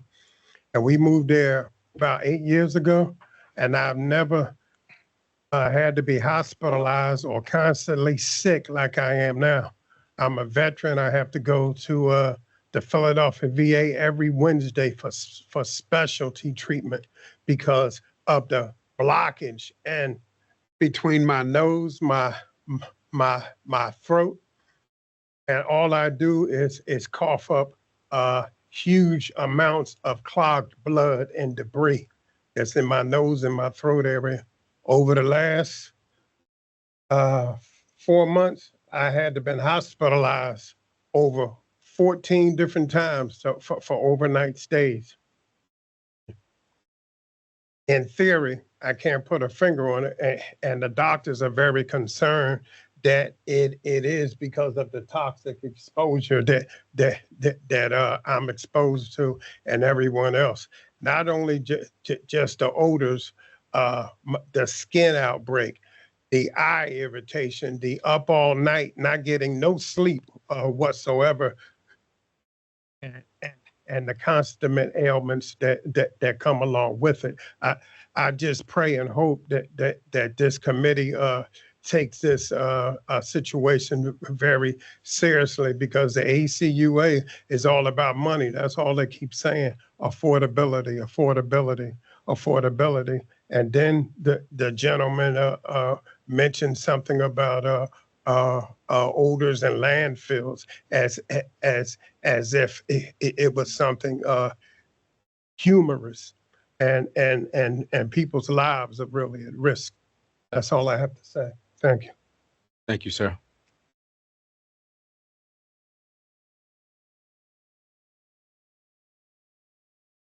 Good evening. My name is Ricky King Luke. I live 58 Delray Lane. It is terrible what we ingest, how it's affecting our breathing, our talking, our health. I constantly stay congested. I don't have allergies. I don't have a cold, but right now I'm constantly congested. I can go to stinky Manhattan, never cough, breathe, talk. Was there all weekend long. Came home yesterday, instant headache, throat clogged up. Sounds as if I'm congested or have a cold. No, it's from the landfill. Those odors permeate our homes. Once they get into our homes, they're there for days. And it took me 4 years to find an environmental lawyer and law firm that would hear us, take our case. Federally, we have a right to clean air. All of us do. Sure, the landfill is not in any of you all's backyard, but it is in ours. What John Gee just said is truth. But for ACUA, landfill is about money. They don't care about our issues. They keep regurgitating the same thing over and over again, but it boils down to our health. Yeah, the landfill was there before they built our property. But if it was handled in a proper manner, if it was contained in a proper manner, we wouldn't be here. There wouldn't be a lawsuit that is pending federally. My question to the board is, could you just wait? Could you just wait for the approval until at least our lawsuit is heard in federal court? They don't need to expand. They need to contain. And as my spouse just said, it's about the money. Well, for us, it's about our health. It's about our health. It's about the headaches that people sustain. It's about not being able to sell our property at the price that we should be able to sell it at. Property values are down as a result of it. And it's horrendous. It's horrendous. We need help. We need help, and we're not getting it from ACUA, but I implore the board to please not pass this. Thank you. To all the rest of the speakers that come up, could you please try to speak into the microphone? They're saying they're having trouble hearing you online. Okay. James O'Brien, 29 Abels Run, Bel Air Lakes. We went to a meeting a couple of years ago and we heard Mr. D'Onofrio speak then. He's a very effective speaker, I have to say. And I was the last one to get up and ask him a question. And I got up at that time because he had just spoken. And I said, are you telling me that in 5 years' time, that landfill will no longer be a problem because by then it will be shut down and capped and decommissioned? And he said, yes. Now, only a few years later, we hear that the landfill is not being reduced in size. He just talked about how they're shipping some of it out and capping some of it. Now we're here because it's being expanded, not reduced. It's the exact opposite of what we've been told all this time. I don't have a whole lot more to say. I'll yield my time to the next person. But somebody's selling us a bill of goods here. I think I know who it is.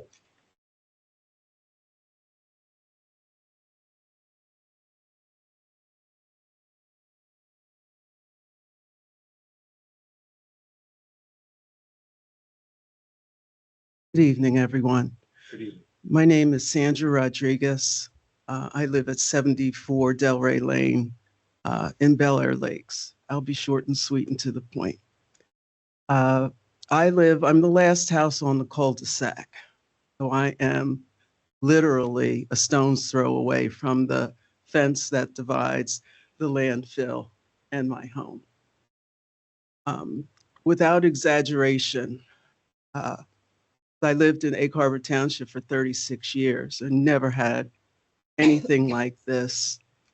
And I'm sorry that Denny feels the way that he does, because when my husband passed, certainly I could have sold my home, but I did not have to move there. And my realtor did not tell me about the landfill. So as he said, we should have known. Some of us did not know. And now I feel like I'm being punished for it. In the middle of the night, on any given night, an odor is so severe that it will wake you up out of a complete dead sleep. And not to make this comical, but it even wakes up my Shih Tzu. The dog even wakes up from it. It's so vile. And I don't know what kind of gas it is, what kind of toxin it is, but unless you put your head under your pillow or pull your covers over your head, you cannot go back to sleep. I usually cough, get up, have some water, try to go to another room even, and it just floats right through the house with not one window open. And it's just incredible. And I know it's very difficult for all of you to even fathom, because certainly it was the same for me, but now I'm experiencing it. And not one person, you know, despite what Matt has said, I have no ill will against him, but none of these people are lying. This is true. And thank you for your time this evening. Thank you.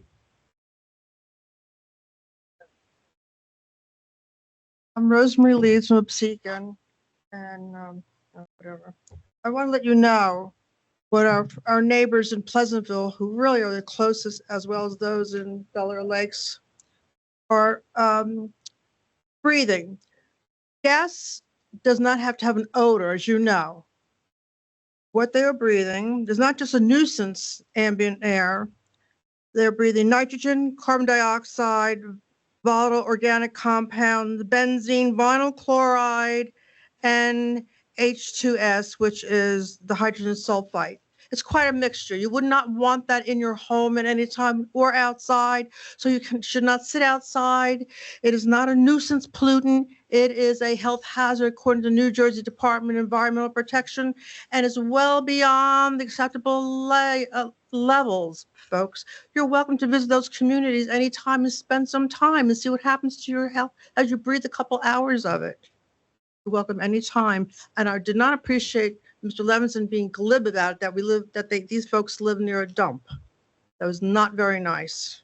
I'm really sorry he had to say that comment, especially that historically in the United States, waste areas are put near African-American communities, and they've been intoxicated for many years historically. And that's where it was put in the 70s, right next to Pleasantville.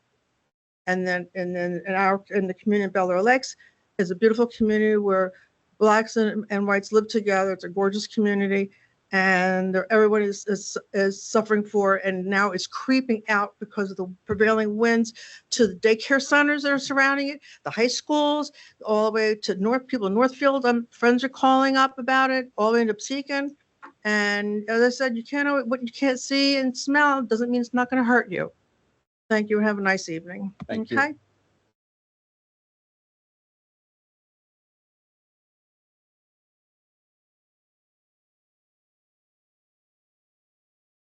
Hello, everyone. My name is Louis Needles. I live at 44 Delray Lane.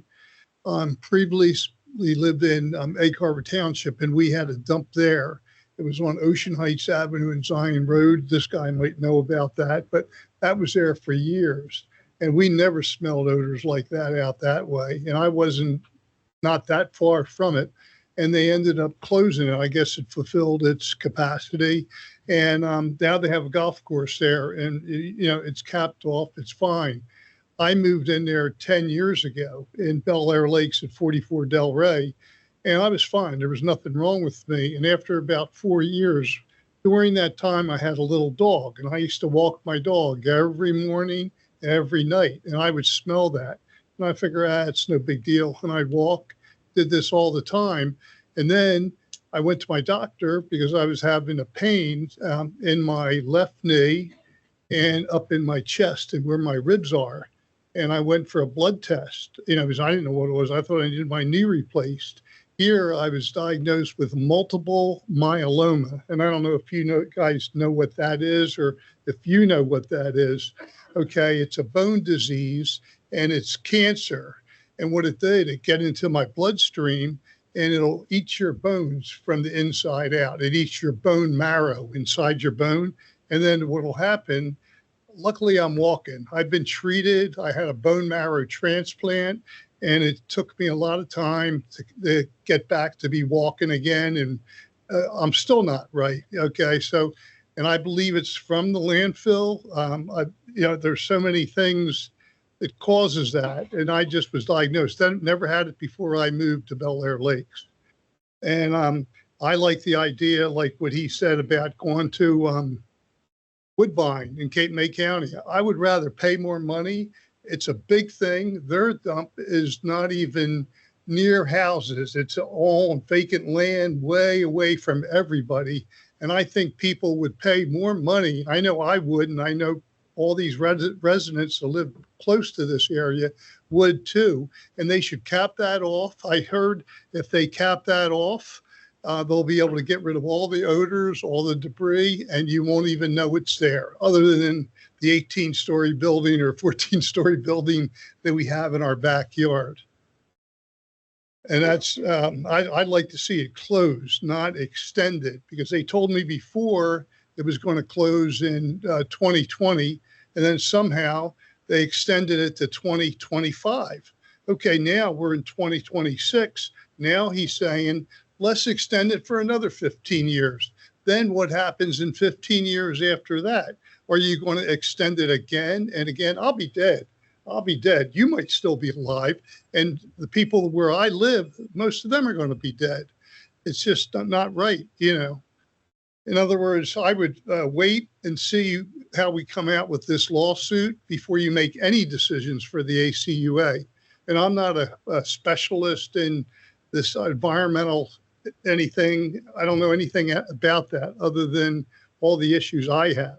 And I have a ton of paperwork from my doctor up at Penn that I have to go see him every 4 weeks for treatment to stay in remission. Thank you, sir. Thank you.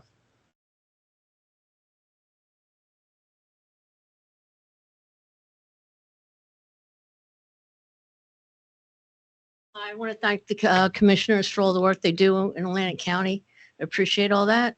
I'd like to make a statement. My name is Maria Graves. I live in Bel Air Lakes since 2008. And I want to make a statement. It's very short. And I also want to give you a list of all the verified complaints since I moved in there to 2023 that are documented by the DEP. So you can have a look and read what people are saying about the odor. It's not just a smell.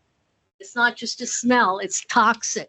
And like Lou was saying, he ended up with cancer. A lot of the residents in our development ended up with cancer.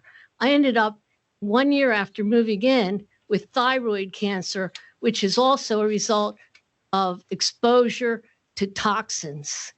So I'm lucky I'm still here. But I want to tell you today that my request is that the ACUA landfill project not be extended, be denied this ordinance that you have. I have been a resident since 2008. Immediately after moving in, I was subjected to the hard odor releases from the landfill. I was not given any notice by anyone, including the real estate agent who worked for Beazer Homes as a seller, that there would be landfill poisonous gases released into the community. During the time I've lived there, I had to buy 4 air filters to rid the house of the stench, burn candles like it's a church, also to rid the house of odors. Opening windows is not an option either, as the gases are outside and are so strong it literally gags you. I reported the odor releases many times to the DEP as well as to the county.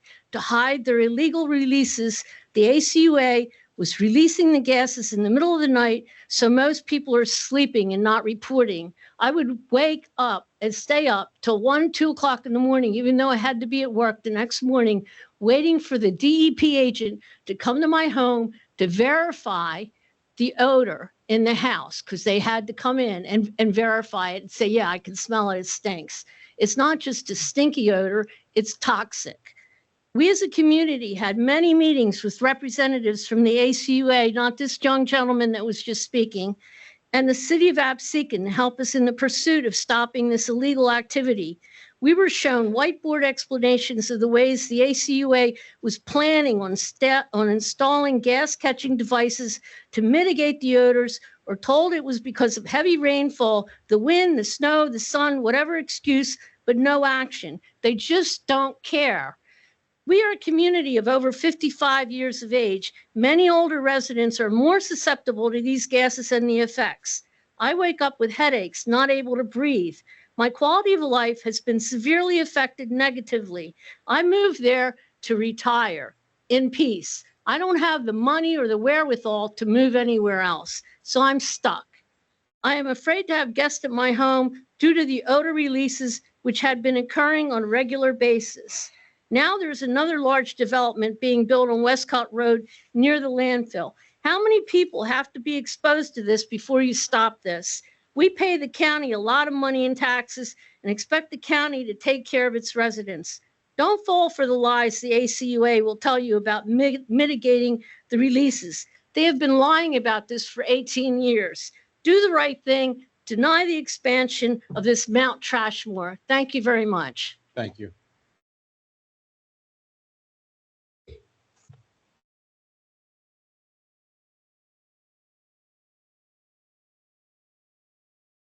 Hi, I'm Sandra Sanchez. I live at 72 Delray Lane. Now, I moved down here in 2006. So he could say the last 2 years were the worst of it. Not true. This has been an ongoing problem. It's only since 2023, when this lawsuit started, that they have been addressing the problems. What she told you about DEP is absolutely true. You would have to wait up all night for them to come. They come and check the odors. They come in the morning when they're gone. So the information they're giving you isn't wholly true. I don't know how, in good conscience, you could vote for this to be increased since they can't handle what they already have. That's all I have to say. Thank you, ma'am.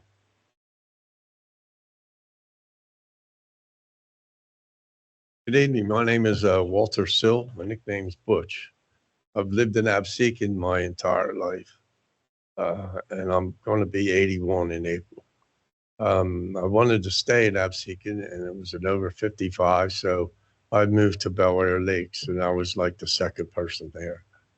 And I don't want to rehash it, but everyone that has spoke before me is speaking the truth.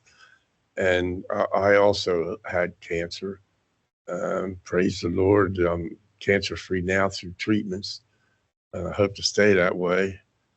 But yeah, everybody, not going to rehash it. Like I said, they're telling the truth. They're not lying.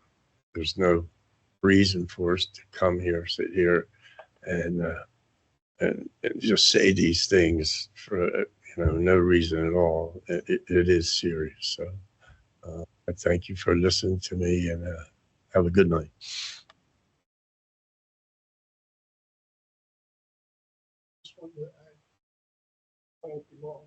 I wanted to say, if you leave here, this is Excuse still me, sir. Atlantic County. It's not, my name's Lou Needles, 44 Delray.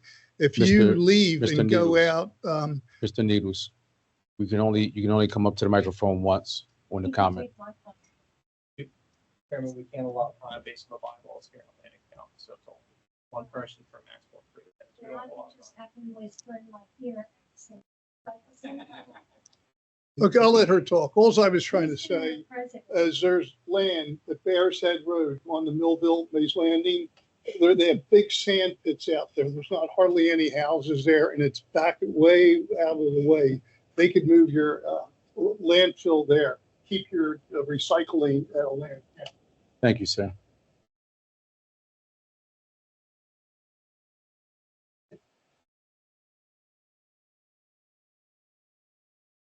Are there any other public comments?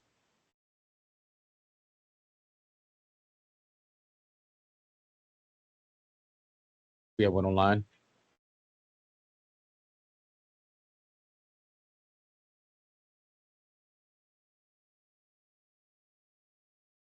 ACUA's.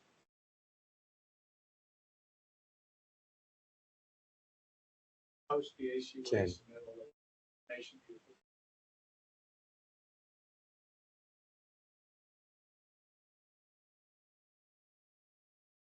This is it. I was with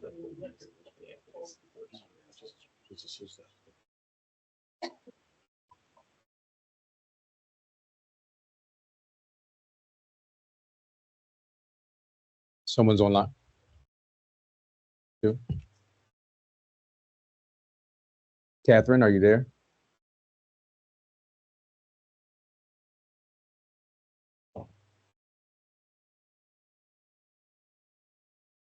Catherine? Catherine, unmute yourself and you can make your comment.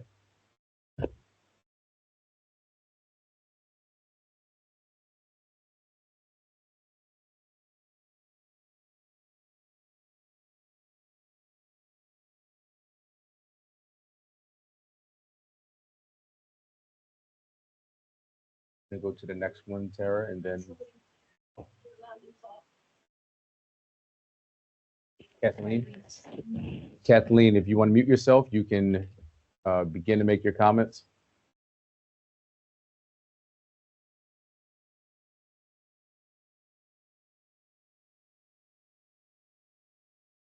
Going online, Kathleen, if you unmute yourself, you can make your comments now.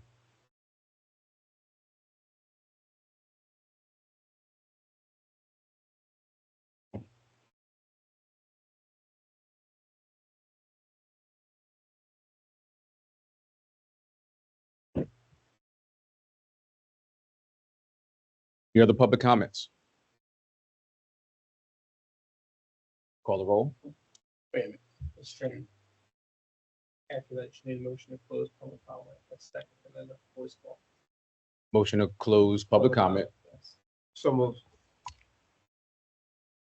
Mr. Chairman, before we vote, if I can, just one question, Ken. Apparently there's litigation going on here, which they made mention to, for action today on an action item. I guess the, how we vote is going to impact that litigation or con, or I'm just looking for some clarification from you on our comments that we're making. Thank you, Commissioner. I would not advise on any litigation at this time, but there should not be nothing that precludes you from moving forward with a lawful ordinance before you.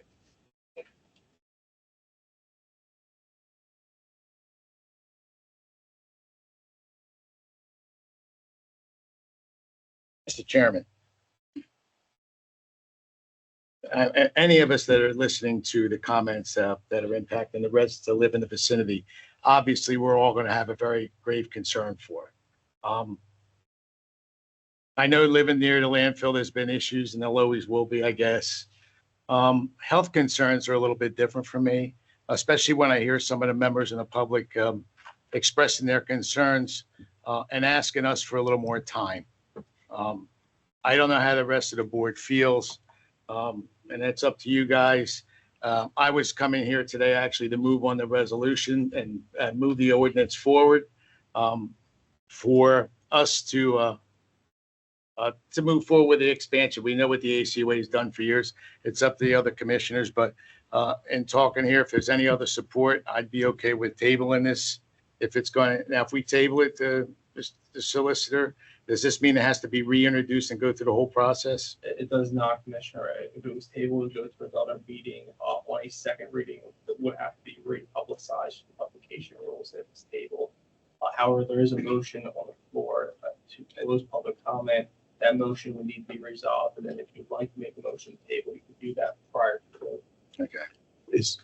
Mr. Chair, just a question about your response. Is there a time frame? I think if just listening to what he said, I think we need to settle the motion that's on the floor and then continue conversation. Thank you, Chairman. That's correct. Yes.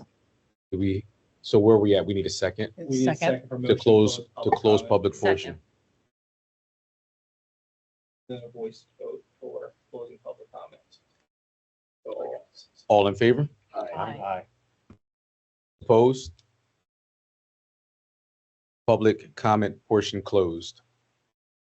Now, So Commissioner yeah, Davis. Mr. Chair, if I, okay, to Ken, because this has already been advertised, we already had the first, the first reading. Is there a time constraint? I guess my question is, do we have to have the final reading again in a certain time period? If it's a table, it would be put on the next agenda, which would be in 2 weeks. So it wouldn't be on for another public hearing. It's March 31st. March 31st. Yes, March 31st would be the next meeting to be put on for a public hearing and then a vote on that.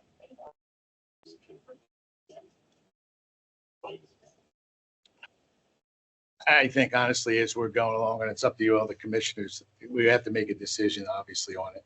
One way or another, not everybody's ever happy about what elected officials do when they vote on any kind of ordinances and stuff. You just have to do what you feel is best in your conscience. For me, at the moment, if you're asking me, for my opinion. I'm okay with tabling it for the one meeting, but I'm not telling anybody that action that's going to be taken that you may not be happy with at the next meeting. That's up to the commissioner board to decide. So, but I think given for me, and you listening to some of the concerns you guys have for your health and safety, I don't see where it's out of the way for us to hold it up and table it for one more meeting. If the other commissioners agree, I don't know. If that's. Commissioner, you're making a motion. We'll listen for the dialogue, but I will put that in the form of a motion. Any other commissioner comments? There you go. Chairman, can I be heard on that motion before the board votes? And I know the public portion's been closed. I only rise because of a legal issue that has been raised by Commissioner Bertino. My name's Keith Davis. I'm an attorney at Nemeth Davis and Goldstein. We are general counsel to the Atlantic County Utilities Authority. I've sat in the back of the room and I've been very patient and I bit my tongue as many people who are plaintiffs in the pending litigation in federal court have come before you in an attempt to litigate those claims before this board, which we submit is not fair to you. That's not why you are here today. You are here on a very narrow ordinance where the ACUA is seeking to amend the solid waste management plan to expand the existing landfill. As you've heard from Mr. Donofo, that expansion is necessary and the timing is critical. I submit to you that no action that you take today will have an impact on that particular litigation. That will eventually be adjudicated by a judge. There was comments from the public. Wait until the lawsuit's over. This lawsuit, I submit to you, will take months, if not years, to be resolved. And those that live in this county can't afford to wait that long because of the capacity issues that Mr. Donofo very eloquently explained to this board. We do not know what is going to be gained by tabling this matter for a month. I don't know what new information you will hear other than the very extensive information that's been provided to the board by Mr. Donofo. If there are additional questions, he's here along with his staff, and we can answer those questions today. But I want to make sure the board understands the importance of the timing of your action with respect to this amendment to the plan, and the fact that we understand these issues that have been raised by the plaintiffs. And at great cost and expense, the ACUA is defending against those claims, and we think we will prevail. But that's the forum for those issues, not here before this board. Thank you. I apologize for rising. I appreciate you listening to me. Thank you, sir. I'll withdraw my. The one you didn't really make. The one I didn't really make. Any other commissioner comments? Hearing none, call the roll. Bertino, Yes. Burns, Yes. R Days, Yes. C Days, Yes. Kern, Yes. Parker, Yes. Ruffio, Yes. Schenker, Yes. Grizzly. Yes. Entertain a motion to convene. All in favor? Aye. Opposed? The ayes have it. All right. Resolution 82. Introduction of the 2026 Atlantic County budget, first reading. Second.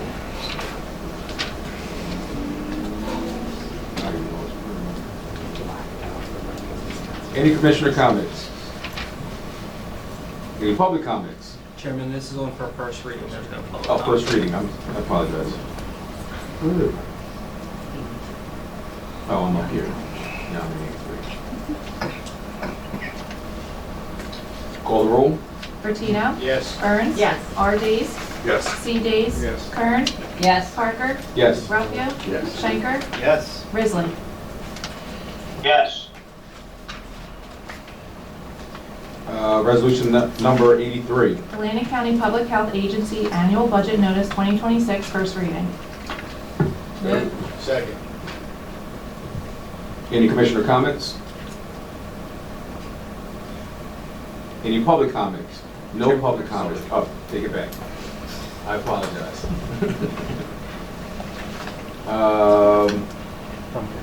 Call the roll. Bertino? Yes. Burns? Yes. R Days? Yes. C Days? Yes. Kern? Yes. Parker? Yes. Ruffio? Yes. Schenker? Yes. Grizzly. Yes. Resolution number 84. Atlantic County Library Annual Budget Notice 2026, first reading. Moved. Second. Any commissioner comments? Call the roll. Bertino? Yes. Burns? Yes. R Days? Yes. C Days? Yes. Kern? Yes. Parker? Yes. Ruffio? Yes. Schenker? Yes. Grizzly. Yes. Resolution number 85. Introduction of the 2026 Open Space Trust Fund Tax, first reading. Second. Any commissioner comments?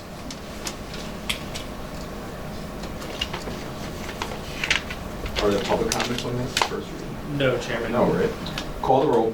Bertino? Yes. Burns? Yes. R Days? Yes. C Days? Kern? Yes. Parker? Yes. Ruffio? Yes. Schenker? Yes. Grizzly. Yes. Resolution number 86. Calendar year 2026 model resolution authorizing county entity to exceed the county entity budget request cap, Public Law 2015, Chapter 249. Any commissioner comments?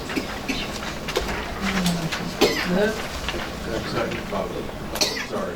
Any commissioner comments? Public comments? Call the roll. Bertino? Yes. Burns? Yes. R Days? Yes. C Days? Yes. Kern? Yes. Parker? Yes. Ruffio? Yes. Schenker? Yes. Grizzly. Yes. Resolution number 87. Resolution to exceed the county budget appropriation limits and to establish a 2026 cap bank, NJSA 40A:4-45.14, first reading. Moved. Second. Any commissioner comments? Call the roll. Bertino? Yes. Burns? Yes. R Days? Yes. C Days? Kern? Yes. Parker? Yes. Ruffio? Yes. Schenker? Yes. Grizzly. Yes. Resolution number 88. Resolution adopting the tax levy cap to be applied to the 2026 county budget. Move. Second. Any commissioner comments? Public comments? Call the roll. Bertino? Yes. Burns? Yes. R Days? Yes. C Days? Yes. Kern? Yes. Parker? Yes. Ruffio? Yes. Schenker? Yes. Grizzly. Yes. Resolution number 89. Resolution requesting a transfer in the 2025 budget in accordance with the provision of NJS 40A:4-58. Move. Second. Any commissioner comments? Public comments? Call the roll. Bertino? Yes. Burns? Yes. R Days? Yes. C Days? Yes. Kern? Yes. Parker? Yes. Ruffio? Yes. Schenker? Yes. Grizzly. Yes. If any commissioners would like to discuss or remove any grants from the consent agenda, please indicate so now. Hearing none, any comments from the public? I'll entertain a motion to combine and adopt resolutions 90 through 91. Moved. Second. Call the roll. Bertino? Yes. Burns? Yes. R Days? Yes. C Days? Yes. Kern? Yes. Parker? Yes. Ruffio? Yes. Schenker? Yes. Grizzly. Yes. If any commissioners would like to discuss or remove any professional services agreements from the consent agenda, please indicate so now. Any comments from the public? I'll entertain a motion to combine and adopt resolutions 92 through 93. Second. Call the roll. Bertino? Yes. Burns? Yes. R Days? Yes. C Days? Yes. Kern? Yes. Parker? Yes. Ruffio? Yes. Schenker? Yes. Grizzly. Yes. If any commissioners would like to discuss or remove any competitive contracts from the consent agenda, please indicate so now. Any comments from the public? I'll entertain a motion to combine and adopt resolutions 94 through 95. Move. Second. Call the roll. Bertino? Yes. Burns? Yes. R Days? Yes. C Days? Yes. Kern? Yes. Parker? Yes. Ruffio? Yes. Schenker? Yes. Grizzly. Yes. Resolution number 96. Bid contract with South State Incorporated for the 2025 intersection and signal improvements, amount not to exceed $849,250.61. Move. Second. Any comments from the public? Call the roll. Bertino? Yes. Burns? Yes. R. Days? Yes. C. Days? Yes. Kern? Yes. Parker? Yes. Ruffio? Yes. Schenker? Yes. Grizzly. Yes. If any commissioners would like to discuss or remove any miscellaneous items from the consent agenda, please indicate so now. Chairman, Resolution 108 needs to be pulled out of the consent agenda and addressed after executive session. Thank you.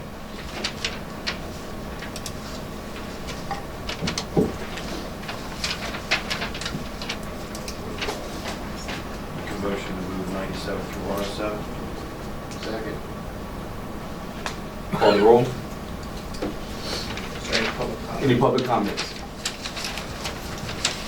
Call the roll. Bertino? Yes. Burns? Yes. R. Days? Yes. C. Days? Yes. Kern? Yes. Parker? Yes. Ruffio? Yes. Schenker? Yes. Grizzly. Yes. Resolution number 109.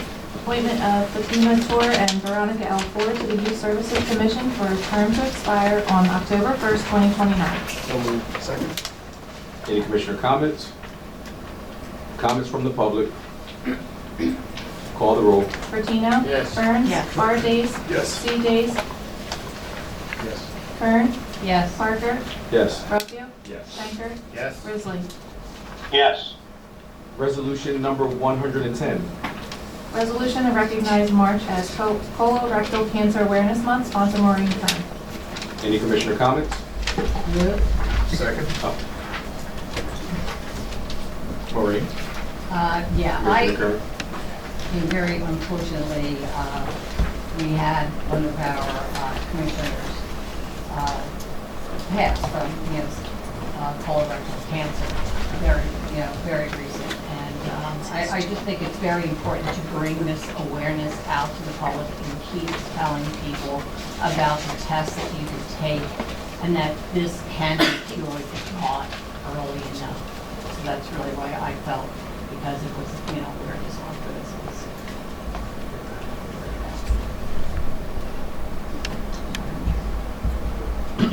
Call the roll. Comments from the public, I'm sorry. Call the roll. Bertino? Yes. Burns? Yes. R. Days? Yes. C. Days? Yes. Kern? Yes. Parker? Yes. Ruffio? Yes. Schenker? Yes. Grizzly. Yes. We have received copies of written communications and petitions. Any commissioner comments? Any reports of special committees of the boards? Any unfinished business? Any new business?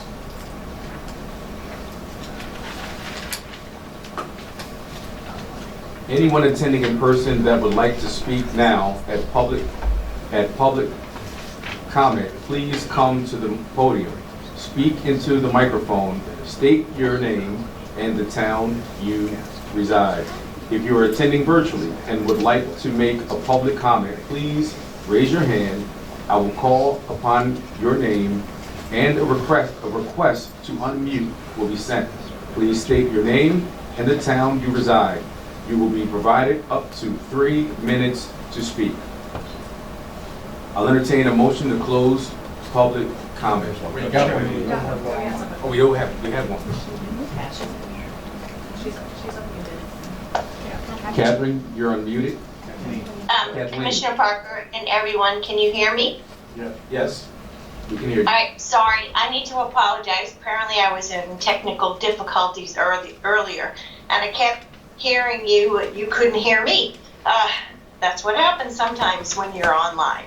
I want to thank you all. I know that it wasn't easy to come to the decisions that you needed to as far as the expansion is concerned. My name is Kathleen Spaeth and I live in Linwood. I'm sorry if I didn't say that earlier. So I wanted, I live at 108 Country Club Drive in Linwood, New Jersey.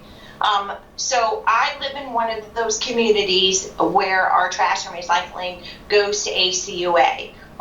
Linwood, ACUA came to Linwood and explained the expansion to our council, and our council voted unanimously to pass a resolution to support ACUA. I agree with the expansion, and I think it's necessary because unfortunately we all know that we need to dispose of our trash and recycling, and ACUA is the agency that does it, and I think they do it very well, and I support them. And I want to thank this commission because I know it wasn't easy tonight for you to hear some of the public comment and to listen to that, but this was not the time and the place for their case to be litigated. That's why they have filed a lawsuit, and that's where that needs to be done. And I thank you for your time because it's been a late night for you all, and I know you need to go into your executive session. So thank you very much. Thank you, ma'am.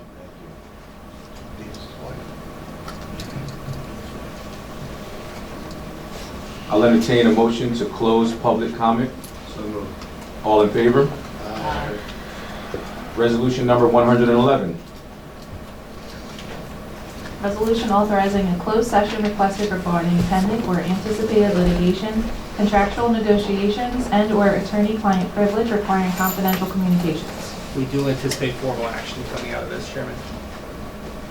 Say again, sir. We do anticipate formal action coming out of this. Okay.